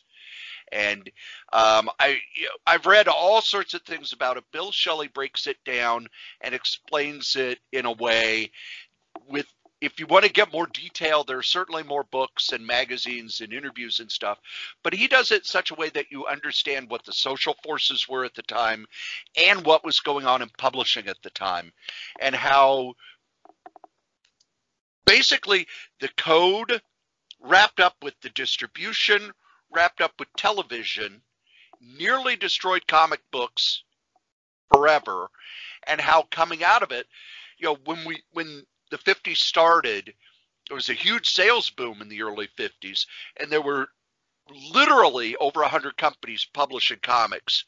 By the time you got to 1956, you were down to less than 10. And he goes through and explains why and how that happened. Even if you're not into the comic book chronicles, the way it gives that information is something. And I was recently talking with someone about comics, and it was one of those groups on Facebook where they said, well, in the 70s, all these detective and cop shows were big. Anytime something was big on TV, it was big in comics too. Why didn't that boom come to comics? And I had to talk about how publishers were so scared of doing crime comics that even detective comics weren't done. They stayed all away from that because they didn't want anything to even look like a crime comic, because they were scared of the Eye of Sauron. They're doing crime comics again. They must be destroyed. Destroy. So really good book, really well written. Bill Shelley was a wonderful, wonderful guy. Please go back and listen to the interview I did with him about his autobiography. Just a fascinating person, very important to comic fandom, and he's done so many good books about comics history. I miss hearing from him. I miss hearing about what he's working on. Joe, what do you got next? Page 314, just pointing it out for you Michael Moorcock, Elric fans. Titans doing Elric Stormbringer hardcover with Pete Craig Russell writing and doing the art. Reprinting the first miniseries they did. Yeah, good stuff. If you've never seen it, if you're a fan of Michael Moorcock, Elric, Pete Craig Russell, or you just select our recommendations. Yeah, this is a good one to pick up. It's a hardcover, and it's one of those books and series that I absolutely love. I'm pretty sure I don't have the originals anymore, so I will probably be picking this up just to add to my collection. I got nothing else comic-wise. How about you, Mr. Strode? I got nothing else at all. All right, flip that book over because we're going into the toys quickly. Just a couple things to point out. On page 13, if you're a fan of Invader Zim, here comes some more Invader Zim collector toys. I think the one I'm definitely picking up, of course, is Zim with Gur, just because I love a good Gur robot. But on page 37, something I need to know if Cory's going to pick up. And when he sees it, he'll know what I'm talking about. What page is that again? Page 37 in the toy side. The Iron Giant, the Bolt soft vinyl replica? I know you love your soft vinyl replicas, but no, that's not what I was looking at. Straight above. The Modocs. Yeah, that's too much for a figure. Yeah, and this is part of the Legends line, so you may luck out and find it for less at Target or not, because usually they're so. I mean, this is what I talk about when I blame McFarlane, because he made toys so detailed and so crazy that everybody's followed through. You don't get the little tiny figure for $5 to $10. No, you're getting some serious collectability. For $50, if I found one of these, I wouldn't open it. I'd just put it on a shelf for 10 years. And isn't this one of those where if you bought all 6 figures in a line, you would get a part of it and you would put it together for this? This is MODOK in and of himself.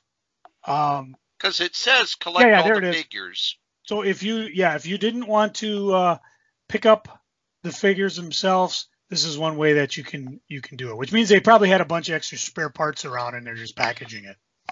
I point this out because one of our buds, Dan Wiesenmeyer, who we've talked about because not only a fantastic artist, but he had that hardcover come out about the animation of the X-Men animated series.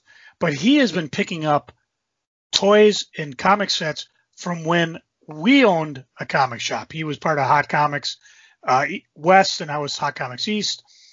And I remarked, I said, it's amazing you're buying stuff that we sold at the shop. And he's like, yeah, I got to get this stuff before it starts going crazy, before people realize all those toys from the Batman movies are 20, 30 years old, and they're not getting cheaper, and they're getting harder to find. And it's just a delight because he practiced. It's like, dude, how can a toy I had now be vintage? I'm old.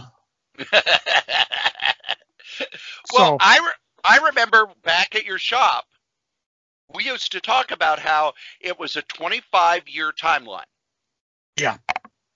And somebody on Facebook actually posted a meme about this recently where it said, when poor kids hit their 40s, they want to buy all the toys they couldn't get when they were a kid. And for me, I learned early on with comics because I would watch, oh, wow, all the 70s books are starting to go up in value. Oh, look, some of the 80s books are going up in value. And it wouldn't be, the Spider-Man and stuff that had already gone up. No, it would be the cheese.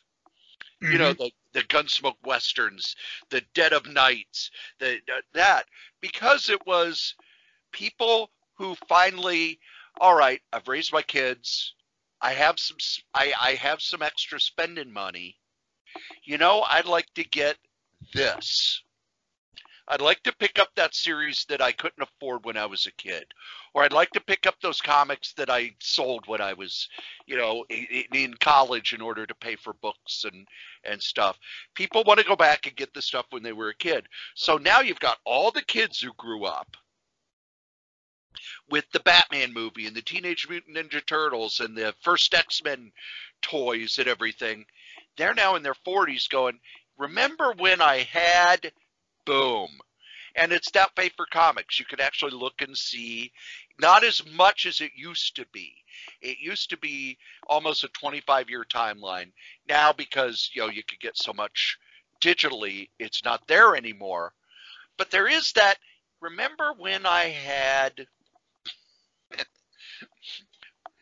Here, I thought you were going to make a horrible joke about the Iron Giant Bolt soft vinyl replica because it looks like a... You know who doesn't have to worry about nostalgia, Joe? Or giant size soft vinyl replicas.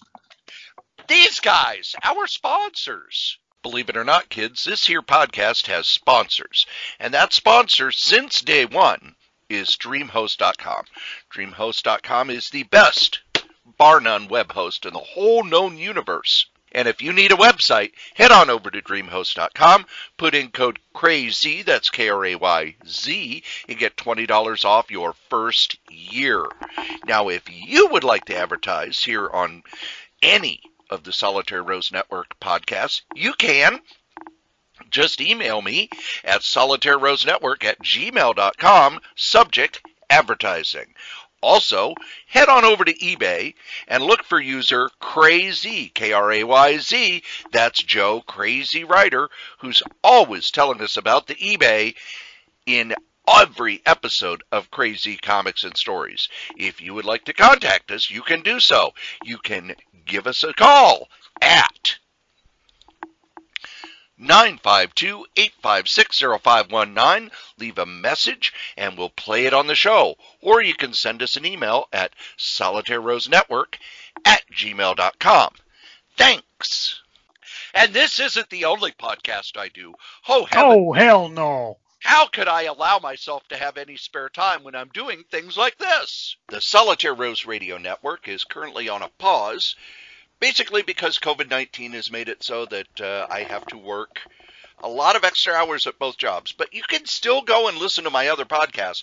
Now, you're probably listening to Crazy Comics and Stories, which is the main podcast. But on this same feed, KRAYZ, COMIX, is Solitaire Rose Radio, the solo radio podcasts that I do. I've done interviews, I've done short stories, I've done all sorts of things, and you can get to it right here on this same feed. I also do a podcast called Novelcast, where I take the novels I've written and turn them into free audiobooks. That's over at novels.solitairerose.com. Dangerous Dan Moore and I, and of course Wolfie B. Bad, give you bad advice over at badadvice.solitairerose.com. You send in your questions, and we give you the aforementioned bad advice. And then myself and Adam Vermillion from For the Love of Comics do the Fantastic Forecast at fantasticforecast.solitairerose.com, where we go through the issues of the Fantastic Four, 4 issues at a time, to give the plot and commentary on each issue. That's not all. Yes, I'm crazy. I still, over at pwinsiderelite.com, every week on Wednesday, do a recap of the latest episode of AEW Dynamite. I write up what happened, and then myself and Anthony Pyrus will do an audio. Now, you can only listen to the audio, if you remember, at pwinsiderelite.com, and if you're a wrestling fan, you should be, where we then break down the episode, talk about what we liked, what we didn't like, give it a grade, and let you know if you should have watched that episode. Those are the other podcasts here at the Solitaire Rose Radio Network. Thanks. And now we get to Joe's favorite part of the show. No, not where he goes onto websites looking for people using the Iron Giant, the Bolt soft vinyl replica. No, it's Joe. What's going on the eBays? Oh, lots of stuff. It's been a couple weeks since we've actually done a real podcast because we had that false fill-in episode, and I'll talk about that. Because I was gonna go up north, and it was all my birthday and all that, but we'll get to that because we got freaking and geeking coming. No, just different stuff, and of course, what's our secondary mission, Corey? To mention every comic book ever printed. And let's do some of that. For example, and these are all things that I've sold, so don't be looking on my eBay page for them. You had your chance. Red Circle Sorcery number 11 from Fawcett. This is the line that they did. Hold on. It was distributed by Fawcett. It was from Archie. Under the Red Circle line, because right. The title was originally Chilling Adventures in Sorcery for first 5 and then became Red Circle Sorcery. No idea what the stories were like in it because I just bought it because the covers were really, really cool. Ended up with a couple duplicates, so I just blew them out. Cory knows this one. Marvel Adventure featuring Daredevil. Yep. One of them reprint books that Marvel would kill everybody for. Initially, it was Marvel Adventures for 1 and 2, and then just became Marvel Adventures, starting with Daredevil number 22. Only ran 6 issues, so pretty easy run to pick up if you can find it in good shape. I had a number 1. Swamp Thing number 49 from the Alan Moore run. This one's got a little heat on it because it's the first Nuklon, who I think it was Infinity. What was the series? Infinity Inc. He shows up.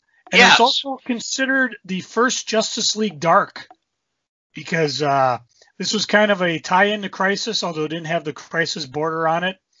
And it's Alan Moore with Stan Walk and Alfred Alcala art.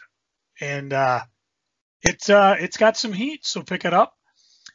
From our friends at Rock and Roll Comics, Revolutionary Comics, The Beatles Experience. I had a few of the issues. I think it was a 7-issue black and white unauthorized series. They did a whole series of legends like this. What's happening are the people who are interested in the Beatles are starting to wake up and realize, hey, I didn't know this was published. Because if it was published, it probably wasn't carried by a comic shop because it was kind of direct to begin with. But it's got Beatles on it. You know why else people may want to pick up that book? The Beatle Experience or just the whole line? The whole line, but the Beatle Experience. There is a documentary on Amazon about Rock and Roll Comics. Oh, maybe that's what's getting some heat behind them. So people are reading, because I've had these. I picked up a whole bunch of different sets and pieced together a set for myself, and then I'm just selling off the extras. And they've been sitting there for a while. I'm the cheapest price on eBay. I'm not going expensive. And all of a sudden, in the course of a couple of weeks, I think I've sold everything except the number 1. So the other thing I sold was a book called Whalers Bay, which was by creator J.B. Orbitz. From 2008, I must have met him at the MCBA Con because I got not only his comics signed, but I had the FallCon Ashcan edition signed. And I priced it well. It disappeared real quick. Cory, have you heard of Multiple Warheads from different publishers, really? Oni published it. It was a humorous science fiction series by Brandon Graham. Sexica is an organ smuggler in a post-apocalyptic world carrying fantastic body parts such as the stomach that converts waste into golds. They're going across snowy wastes in the walled cities where she lives with her werewolf boyfriend. The issue I sold was from Image called Downfall. And you can find them. They're around. Pick them up. This is one of those books I picked up just because as I go through on our geeking days, I just see a thick book for $1. I'll pick it up and give it a shot. Speaking of thick books for $1, a good copy of Superman's pal, Jimmy Olsen 122 from 1969. This is one of those where he's looking through his little black book, and he talks about Ilona, the girl who turned him into a freak.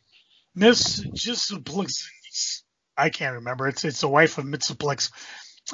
Turned him into a giant porcupine. And of course, because of Lucy Lane, he became a Wolfman. And of course, the finale is the Heavy Crush because he had Elsie, who had a 308-pound crush on him. The good old 60s. Chronicles of Wormwood. I had, we talk about picking up stuff from Avatar, and I apparently had multiple copies of the hardcover. So I blew them out. This was, of course, Garth Ennis's stuff. He wrote it. Jason Burrows did the art. And I haven't read it yet, so I have no idea what it is. All I knew is because of the cheap deals that Avatar was doing, I ended up with a couple extra copies. Cory, do you remember a book from Marvel called A Next? Yes. Yep. It was set in the Spider-Girl universe, which was a future where Peter Parker's and Mary Jane's daughter grew up rather than being whisked away to Europe, never to be spoken of ever again. So it was set like 20 years in the future where the Marvel Heroes kids are taking over by Tom DeFalco. And do you know how well received it was? Spider-Girl lasted a long time, but none of the other books did. No, this one was canceled after 12 issues. However, issue number 4's got heat on it because of first appearances. Kind of like a future Avengers. First appearance of American Dream, Blue Streak, Coal Tiger, Crimson Curse, Freebooter. I have no idea who these people are, but their first appearances. And, we're talking investment comics. First appearances go crazy. I mean, just like we talked about the Daredevil, was it 25 earlier? So for some reason I had an A Next number 4. Not anymore. Cory, do you like candy? I ain't talking about sweet confectionery. I'm talking about the 1955 series from comic magazines. It's one of those teen girl comics. Candy defined the norms, whereas most characters in the comics, such as the aforementioned Marvel's Patsy Walker, were gentle, generous. Candy O'Connor was brash, sassy, used to getting away. Her boyfriend, Ted Dawson, went on to star in Cheers later, had more in common with Archie than with the best man on campus type so prized in teenage romance comics. Her only rival, Cornelia Clyde, played true to type, a spoiled rich girl who tried to spoil Candy's life through guile and expenditure on her oversized allowance. I found a copy at a thrift store when I was out geeking with my daughter and her friends. The sad thing was they put all their stickers right on the comic books. And so instead of making it like a very good copy, it made it a fair to good copy. But these things are not easy to find. And I bought it anyways. I put it up on the eBays. I also found a copy of Jughead Comics from 1955. Same thing. It just had it slapped on. Had the sticker not been there, I probably could have given it a higher grade. But these books just are not easy to find in any grade. And I put them up, and about 4 hours later, they sold. It's kind of like, whoa, what the heck? I should have priced them higher. No, I price things fair when I'm doing the eBays. That's why I sold a copy of Justice League of America, Volume 1, 1957. Other than Supergirl in it, Cory, do you remember? Let's ask the Strode. Hang on a second. I got to get my dime out. All right. Well, this is a little tarnished. There, rub it up. There, for this slightly shiny dime, Cory, what was significant about Justice League of America 157 from 1978? I don't know the Justice League all that well. I could say one thing you might remember. Okay. It was a wedding. Was it the wedding of the Atom? It is. And for some reason, it was one of those where Adam didn't have his own book, but there was a whole run of books where he was engaged, and then this is the one where he actually got married. It's a classic boy versus girl because Siren's there and has all the guys attacking Supergirl, Black Canary, Wonder Woman, and of course somewhere in all the mayhem and mischief, there's an actual wedding. I have copies of this obviously because I like to collect the real Supergirl. None of these fake ones. Kara, come back. Cory, do you remember a series called Frankenstein Alive? Vaguely. I think it was based on a Dean Koontz novel. Yeah, it's from IDW. It was published 2012, 2014, 2018. This is basically Bernie Wrightson and Steve Niles coming back to the Frankenstein that we talked about. And the books are insanely expensive. At least the first printings are. So, and there's a lot of different variants. And so if you can find them, check them out. There is a deluxe cover set and other collector sets that you can buy so you don't have to go deep into debt. But I had a variant cover. Don't know where it came from. Went off to somebody else. Now, we talked earlier about Shazam hardcover and whether it was worth, what are they asking, $50? Yeah. Something like that. Well, this is one of those stories where you, had you been paying attention, could have gotten a tremendous deal from me. Because apparently now with all the Batman hype, do we want to call it Batmania? I don't know. World's Finest number 255 has the original Batman. Who is the original Batman? Why is he the only one that can save Superman and Batman from some swamp thing? No idea. Do you know what this comic is going for on the eBays? I would be scared to ask. Anywhere from like $20 to $100. I have no idea if this Batman is tied into anything, if it's just one of the multiverse Batmans. Cory, fathom a guess how much I sold mine for. $39.99. Nope. $5 with $3.99 shipping. Why? Well, because I priced it out and I never went back. And I rarely go back. I mean, and I'm not the type to, I got rooked. No, I don't know where I bought this thing. I probably got it for a quarter out of a box, and I've just been selling it off. But somebody got a good deal. I think. I don't know. I've since seen them for $10. But, yeah, you don't know what's going up in price. Maybe this one's got some heat on it. Maybe it's just an albatross. But I rarely go back and reprice my stuff. Sometimes I price down because, especially in case of variant covers, the prices will drop. Sometimes I should have probably priced it more, like when I sold off all my Plastic Man archives for $50 to $70 a piece, long out of print and going for silly money. Either way, you as a beloved listener to this here show, you can go right to my site, Crazy, Krayz. You see something you like and I didn't price it right, just buy it. It's my own fault. See something expensive, you want to cut a deal, just send me an email via Facebook. You know the drill. I'll take care of you. I'll give you a good deal if I can. I'll include a couple extra fun things. And there's only one thing left to say. Come get some. And now we get to my favorite part of the show. No. Not where I planned my trip tomorrow, because today's Valentine's Day, so tomorrow is half-price candy day. Oh, yeah. And the temperature's up. It's 9 below right now. No, it's freaking and geeking. Joe, what are you freaking on? Well, I want to quickly, I could use a few jelly beans. I do want to say I got a nice note from one of our listeners, Travis. He just sent a thing saying that he wanted a page of, so I made a copy of that haunted vagina page from Tarot Rose. And I recorded. I actually took a copy of it and sent it to Cory. He sent me a hot tip. He said if you visit Global News up in Superior, Wisconsin, on my trip up north, he says the owner has a few long boxes on the floor in the record album area, 12 comics for $5. Travis went up, took what he wanted. He said plenty of Bad Girl comics, things like that. Was he able to get the haunted vagina issue of Tarot? I don't know, but I did send him a copy of it, and he kind of laughed. He said, funny page. I'm surprised at the newer looking art. He thought it was out of a 70 or 80 page comic, the way we talked about it.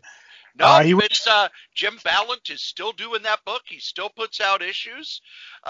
He makes a great living off that one book and going to conventions and selling sketches of Batman and Catwoman. Yeah, I would get a course of He Supergirl. makes a living just doing that. I know. That is so brilliant.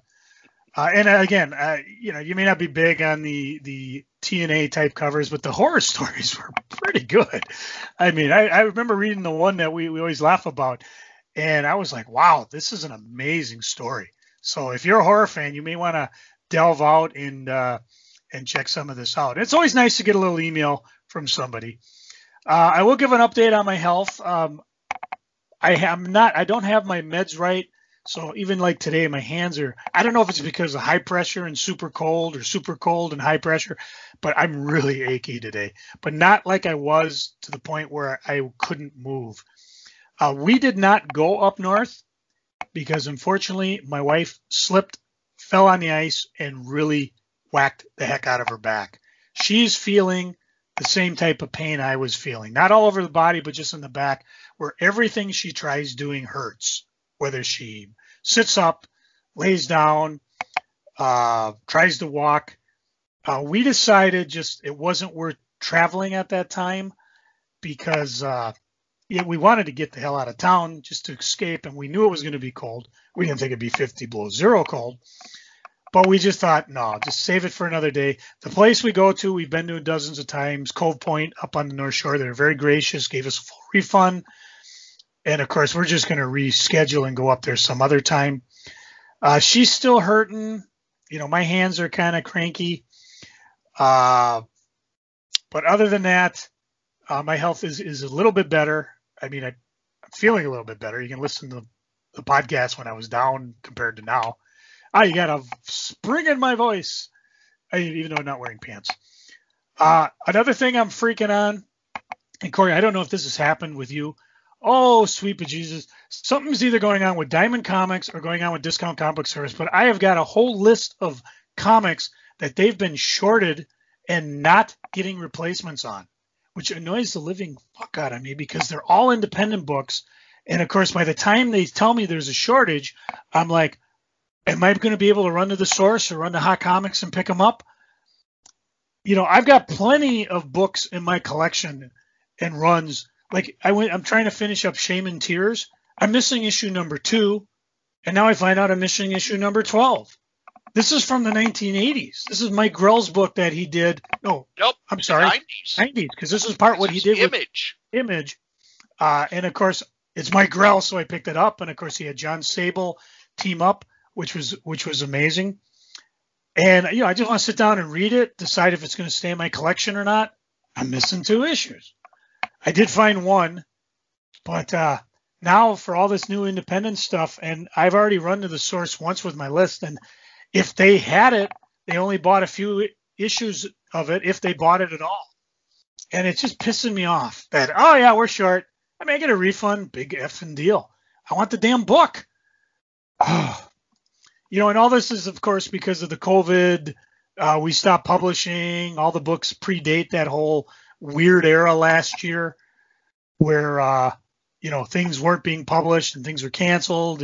There's been a few books where I saw, okay, here's an issue number 1. It's from Heavy Metal, and it's all the way back from August of last year. But I don't recall issues 2, 3, 4, or 5, or 6 being solicited.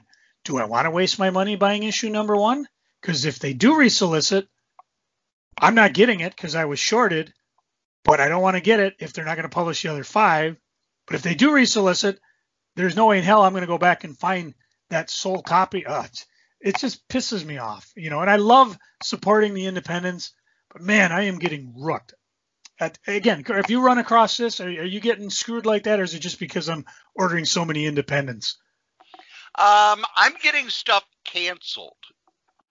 But I've transitioned mostly to trade paperbacks, so I'm not getting a lot of that, especially miniseries. Miniseries I just don't buy as comics anymore. I don't sell my stuff on eBay, so it's nope. I have too many miniseries where I bought a couple issues and then the rest didn't come out. I'm waiting until you're done. Yeah, and I want to support the independents because I like reading it. I mean, I've got a box sitting behind me with just a lot of different miniseries. And what I do is I wait till they're all together and read them. But this is just torquing me off, man. I may have a geek day tomorrow, not only to go for some half-price candy, which is what every growing diabetic needs. But I'll have to take a run to some of the maybe hit the 2 hot comics and see if I can luck out and find these issues. And it'll be a balmy 2 below, so what the heck. Other than that, that's pretty much it. A little bit better health wise, still kind of creaking. How about you, Cory? What you freaking on? Joe, it's time for hanging at the home. Ooh. When I first started working at the group home, remember there were 4 what they called cottages, which were 12-bed facilities, and one that I didn't work at very often had a woman there, and when I would substitute over there, they would say, you need to be careful because she doesn't like men. What do you mean? She gets very angry at men. So time came, one of the staff went to wake her up, and to make sure that she was woken up without a lot of trouble, first they'd turn on her light, and they'd wait, and usually she would get out of bed and yell and turn her light off. And then they'd turn on her light again, and they'd wait until she no longer would yell and turn the light off. Then they would say, it's time to get up. And they would wait, and, basically it was okay. It took about a half hour. And if it wasn't done right, she would get out of bed and attack somebody because she was mad that somebody woke her up. And usually what she would do, she would come out of her room, and if she saw a guy, she would run at them and try to hit them. To the point where there was one morning where they woke her up, and she was mad because she had wet the bed. My bed is wet! My bed is wet! And they'd, try to get her into the bathroom, and you had to get all the blankets and everything off her bed and make her bed, because if she went in and her bed didn't have sheets and blankets, she'd throw, but she was in the shower. Something happened that made her mad. So she's screaming at the staff in the bathroom, screaming bloody murder. And the staff who was passing meds was a younger man who was also a pastor. He opened the door to see what's going on. All of a sudden, this client comes out of the bathroom, naked, wet, sees him, runs straight at him, hits him with a football tackle, and then tries to start punching him as staff are, trying to grab her, and she's, wet and slippery and everything. So, a couple of times she went after me. Now, I'd worked in juvenile justice, so it was, here I am. I'm now working with developmentally disabled, and a couple of times she caught me by surprise, so I didn't know. So I just basically took the punches, and she left me alone after that. Why? Well, I wasn't scared when she lost control. Therefore, she knew I could be trusted. If she would lose control, she would still be safe. So she would be nice to me. But this is how I knew her. And then over the years, she sort of, as she got older, she mellowed down a little bit. She got slower. She is the client who's, when they moved into the new houses, she would just stay in her room and color all the time. She'd come out for meals. She may sit with you and watch TV for a little bit. But whenever I would say on Facebook that, oh, I spent the day coloring, I would actually go into her room and color with her because, I've been around her for 10 years. During the first year, she knew I was safe, so she actually liked it. She would be calm. On overnights, they had an overnight staff, and she loved coloring so much she wouldn't go to bed. She would just stay up and do the coloring until she was just about to pass out. So what you would do to get her to go to bed on those days was, hey, do you want to go to bed? Let's get your pajamas on. Let's get you some, and you'd slowly work her to go to bed. Well, we had an overnight staff who would come in. Why are you up? You're supposed to be in bed by now. And after she did that a couple of times, the next time she did it, I said, I hope you know that when I do overnights, she sleeps. No, she never sleeps. Yeah, that's because you come in, the first thing you do is yell at her, so you get her all ramped up. She no longer trusts you. She's going to stay up all night. And because she's tired, she screams and cries.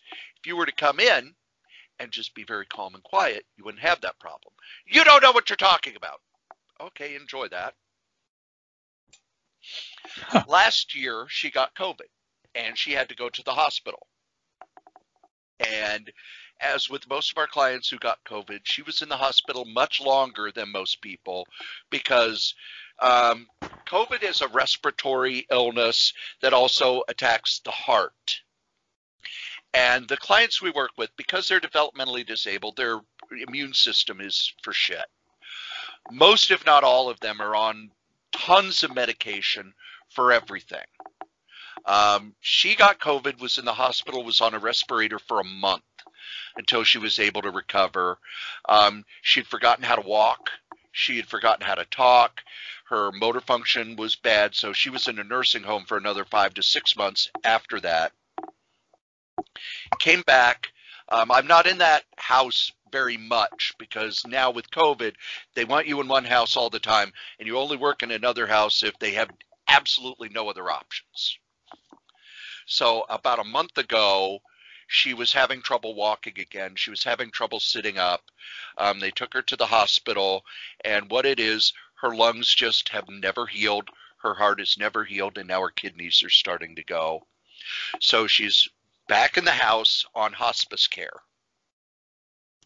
And here's this woman who 10 years ago beat the shit out of a 6'2", 25-year-old. And I don't mean, just, punching him. I mean, Luthez tackled him and was beating the crap out of him. And now she can't get out of bed, and she's slowly passing away. She's on hospice care. I did not know she was on hospice care, so when I came in, seeing her like that was very much a shock. And I spent most of my shift sitting with her, and she can't really color that much, so I would color, and she would tell me what color to pick. Or she doesn't watch TV, so I would look for music that she remembered on the TV because, with cable, you've got all those music channels. And I make a lot of jokes about what I do at the group home, and there are a lot of fun stories about it. And there are times where, I get paid to sleep. But part of the job is this. And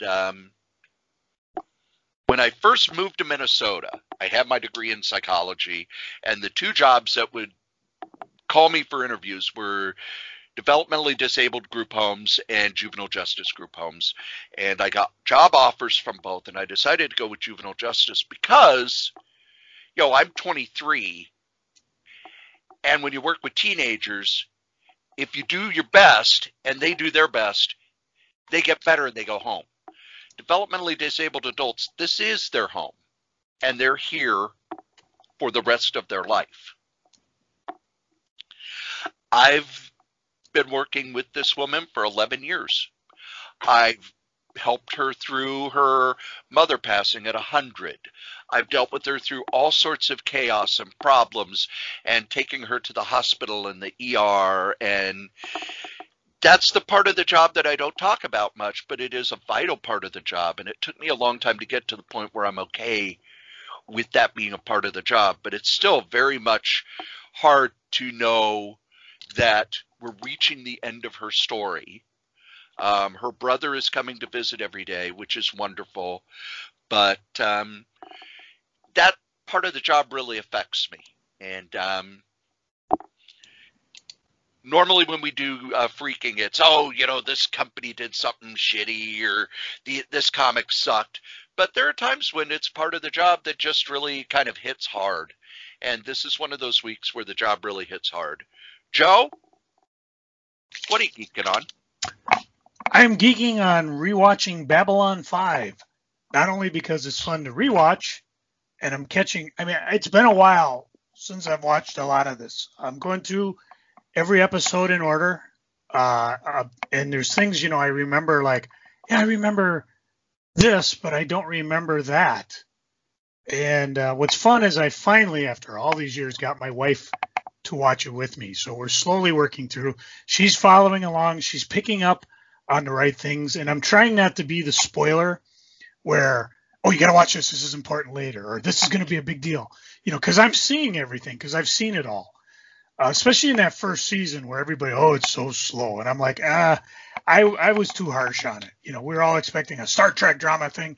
It was just like, okay, well, first, this basically this is life on the station, you know, and it's a lot better than people give credit for, and it makes me, you know, kind of sad. I'm just trying to get the actor's name who played the commander, Michael. I can't think of his name. I don't want to say his name wrong. Come on, Babylon 5. How can I not? Babylon 5. Come on, Crave 3000. Wake up. Here we go.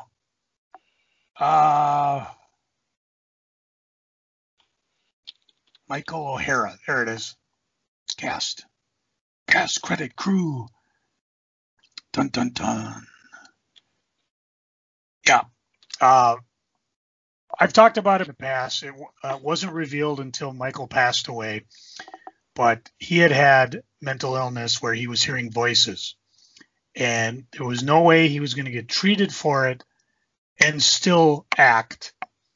And Straczynski basically wrote him off the show. Everybody gives the oh, well, he was kind of wooden, so they wanted to bring in Bruce Boxleitner, which was fun because Bruce brought a whole new different thing to it, and it was a lot of fun. But as I watched that first series and the first season, you're always thinking, what if Michael didn't have the mental illness? Now, he told Straczynski this, and when Michael got the help he needed, he said, you can tell anybody. And he said, no, I won't tell anybody till after you died. So the truth came out after he passed away. And the proof is in the pudding because Michael does come back in some of the episodes. And I haven't told my wife that, and I don't want, she's outside the door. I don't want to I'm trying not to watch this with spoilers. I'm just trying to watch it through her eyes. She's asking all the right questions. And sometimes when she asks the questions, I just got to outright feign ignorance because it's like, it's like, wait a minute, does this mean this is going to happen? And you're like, I don't remember. So it's kind of fun, and I'm looking forward to it. And sometimes I tell her, I'll say, okay, this episode, you're getting in the front seat of the roller coaster. Because I told her when this thing starts rolling, especially season 3 and 4, I said, it's going to be like you're in a roller coaster. You're just going to keep going and going and going. So it'll be fun. And, I'm really looking forward to it. Plus, there was one minor geeking. There's an episode that I absolutely, absolutely love. I love a good time travel story. And, of course, Babylon Squared is one of the key episodes.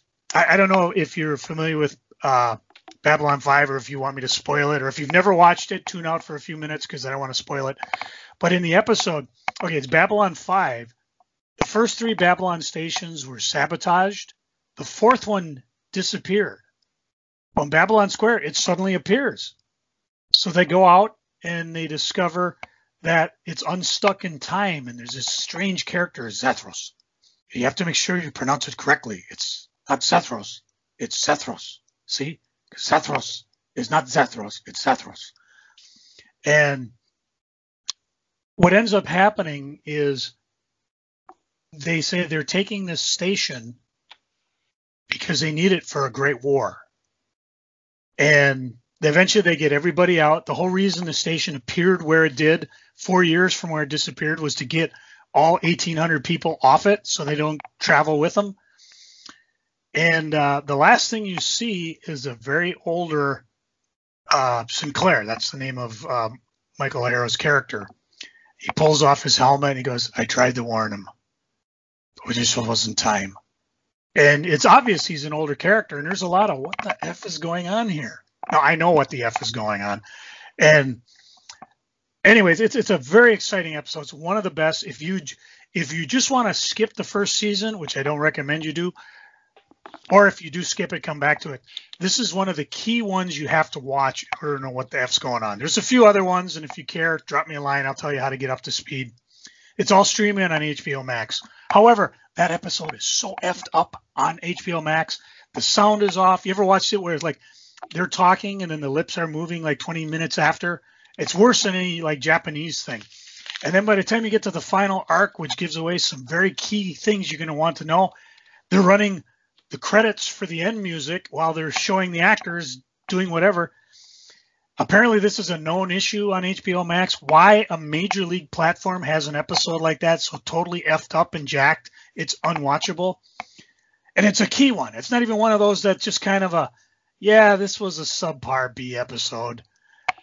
Fortunately, I have the DVDs, so we just pulled the DVDs up and finished it that way. The only other thing I really want to talk about, I always talk about what I sell on eBay. Let's talk about some of the things I've bought on the eBays. And I've also missed a few auctions, but that's geeking. I don't want to do that. I bought a Supergirl original art from Jesse Ham. Jesse is an artist that's been throughout Marvel, DC. And this is, of course, the classic Supergirl I like with the V-neck, the puffy sleeves. She's got the hot pants on, but she's got little, what do you call it? Little balls of fabric, fringe on top. There's a little Surrey with the fringe. Oh, whatever. She looks like she's happy flying with them on. So that was kind of fun to get a piece. I mean, I've not gotten a lot of Supergirl art in the past, obviously, because there's no cons going on, but it was nice to pick that one up. Picked up a book, hasn't arrived yet, called Hollywood Heyday. 75 movie legends discuss their golden age careers. How this started is David Fantel and Tom Johnson, apparently, as they ran into different golden age legends who would have come for whatever appearances, they would talk to them. And they took pictures and they remembered the stories and they wrote it down in a book. It's a local,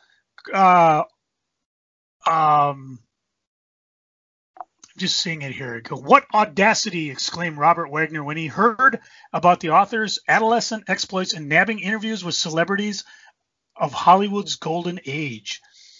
It was published for the first time a while back. I found a used copy, and I don't care if it's used. The guys I go through are called thrift.books, and they have like over 2 million copies, positive emails or feedback, whatever. I'm just excited to get the book.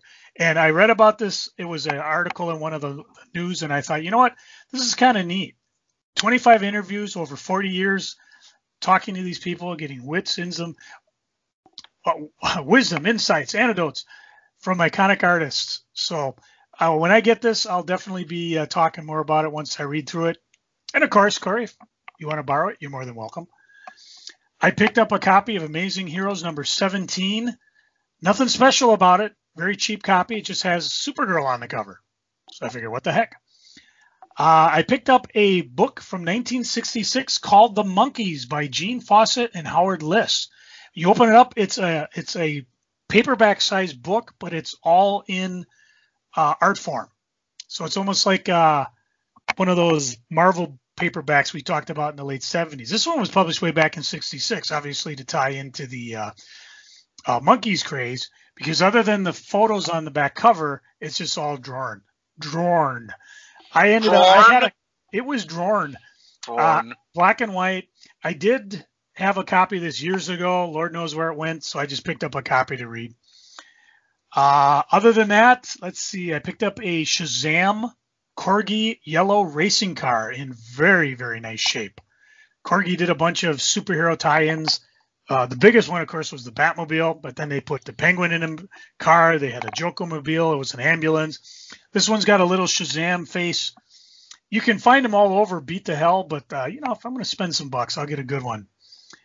And the last thing I picked up was a photo model, Erica Durance, in a Supergirl sexy celebrity 8x10 photo. I don't know if she's actually wearing it or if it was drawn, but she looks good. Now I got to find her autograph. So I'll be stalking people as we go on. The other thing, of course, I buy off these days is just, there's like a big ass run on printer ribbon. Cory, I don't know if you had a chance to go out and get like printer cartridges or anything. They're out everywhere. Walmart, Target, even like Office Max, places like that. I suppose it's because everybody's at home doing what they usually do at the office. So I've just been taking to buying them off the eBays, off the Amazons if I can. I also buy packing tape. Sometimes I buy boxes, but for the most part, just get it cheap, get it delivered. That's the way to do it. That's pretty much for me for geeking. Corey, how about you? What you geeking on? They added a whole bunch of Ghost Rider to Marvel Unlimited that I did not know was not on Marvel Unlimited, because what they do every week, you get the little, oh, okay, here's what we've added, and it used to be they added everything on Monday. Now they add the new books on Monday, and they add older books either Wednesday or Thursday. And they added a bunch of Ghost Riders. Like, oh, I haven't read those since they came out in the Essentials, because Ghost Rider started before I was reading comics. I think the first issue I picked up was the crossover with Daredevil, drawn by... Come on, Joe. Does Joe know who drew the crossover between Daredevil and Ghost Rider? Gene Colan. No. Oh. This book was super hot for a while because it was drawn by a pre-X-Men John Byrne. Oh, wow. You never read that story? I must have. It just doesn't ring a bell. Because what it was, Karen Page had become a supporting character in Ghost Rider. Because remember, she left Matt Murdock to go be a star. And Ghost Rider was the stuntman and blah, blah, blah. But they did a two-part story, all drawn by John Byrne. And Byrne was supposed to take over Daredevil, but Bob Brown, who was the main artist, got better. Then when he got sick again, they juggled around and found this new kid, Frank Miller. Yeah, never lasts. Yeah, nobody ever heard of him. That doesn't sound like a real name. But reading the early stories, because some of the Marvel books by John Warner, where they did the after The Exorcist came out, it was, oh, well, we need to do a lot of books about that sort of thing. John Warner wrote some of them. He was in charge of Marvel's Coven at the time. The books are unreadable. The good thing was the people who wrote Ghost Rider were writing superhero books instead. So, and I even read Ghost Rider Jumps a Shark. Yes, they did a shark story in Ghost Rider because it was the 70s, and when Jaws came out, sharks were everywhere. So those have been a lot of fun. But the main thing I am geeking on, I got all caught up on WandaVision. Joe, have you watched the WandaVision? I have not, because we've been doing Babylon 5. I've been good so far because I haven't missed any spoilers, but boy, people are getting close. What it is, it starts out, I read a review of the first issue by a guy who writes sitcoms. And he complained that, if you're going to do a pastiche of 50 sitcoms, why not hire some people to do jokes? And I'm glad that they released the first two episodes at once. Because the first episode, if that's all I would have thought the same thing. But by the second episode, some weirdness starts creeping in. And, wow. I really wish I would have waited and watched the whole thing at once. Because this is a fantastic, fantastic series that it's like the fourth issue kind of grabs you by the head and goes, here you go, fanboy. Just, it's so good. And now it makes me want to see the Winter Soldier and Falcon series, which I guess starts later this week. It's starting, and I'm wondering if they're going to have new series coming out much more often on Disney Plus, because there for the longest time it's, okay, here's the Mandalorian. What else has Disney Plus got? We got the Mandalorian, and you can wait a year for another one. They also put out a documentary called Marvel Behind the Mask, which is about secret identities. At least that's where it starts. But then it goes into how Marvel was one of the first companies to have black characters as just part of their show, their books. And they've got some archival footage of Stan from the 70s talking about how Steve Ditko would just put black characters into crowd scenes, or have, if they're going to have a few cops, there'll be a black character there. And he talked about how Steve Ditko drew it that way. And in the first issue of Sergeant Fury, they had a black character, but the people who did the separation thought that it was a mistake that he was colored that way. So they changed the color of the entire book so that he came out looking, white. And Stan had to say, no, this is a black character, because there weren't black characters in books like that. And it goes through, it talks to current creators who, when they saw black characters, how powerful that was for them to see someone who looked like them in a comic. And I was actually watching it when you said you were ready to go. They were interviewing Don McGregor about doing Black Panther, and how the reason he was given the Black Panther series, he was, they called it assistant editor, but really he was just a proofreader. He said, why are we putting out this book called Jungle Action, which reprints all these 50s comics about blondes saving the natives? These are so outdated and so out of touch, and really just kind of racist. They said, fine, you do a Black Panther. Here's your budget. Larry Hama talked about when he started working at Marvel, he said, why are we coloring all of the Asians yellow? And this was in the 70s. And Larry Hama, who's Asian, was, can we stop doing that? And it was one of those things where they'd just done it so long, nobody ever thought to do anything different.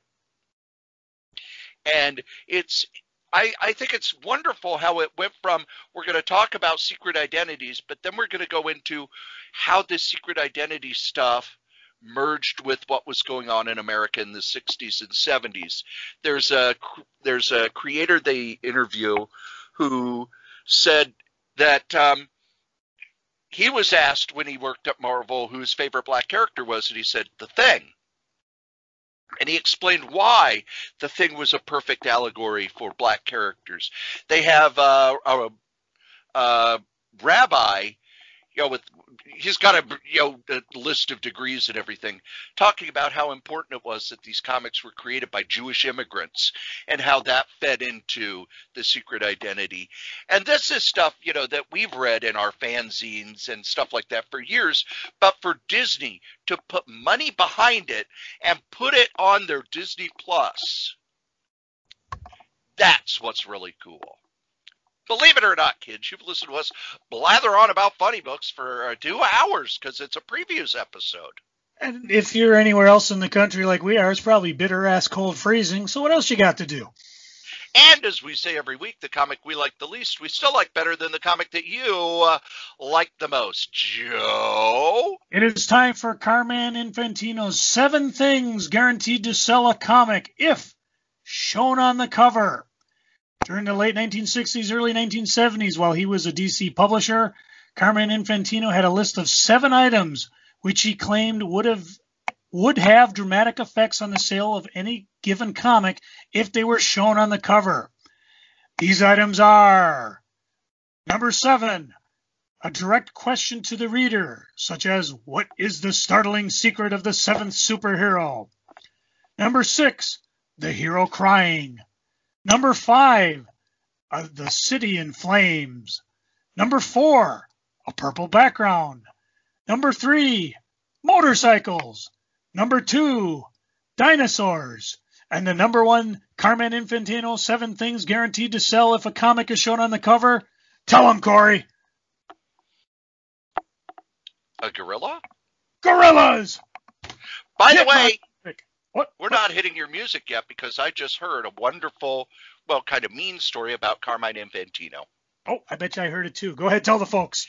So, Carmine Infantino was editor-in-chief I forget what they called it back at DC because they didn't have an editor-in-chief, but he was basically in charge of DC. And he had all the editors in his office and was screaming at them that if they had any more late books, they would be fired immediately. It was costing too much money, and his phone rang in his office, and he picked it up and was told to go upstairs to where the suits were. And when he came back down, he said, hey, guys, I've been fired. And the editors all laughed because Carmine told jokes like that, and he didn't. He grabbed his hat, put it on, grabbed his stuff, left, and that was the last time he was in DC's offices. And they were all stunned and shocked, and probably felt a little bad that they laughed at him when he said he was fired.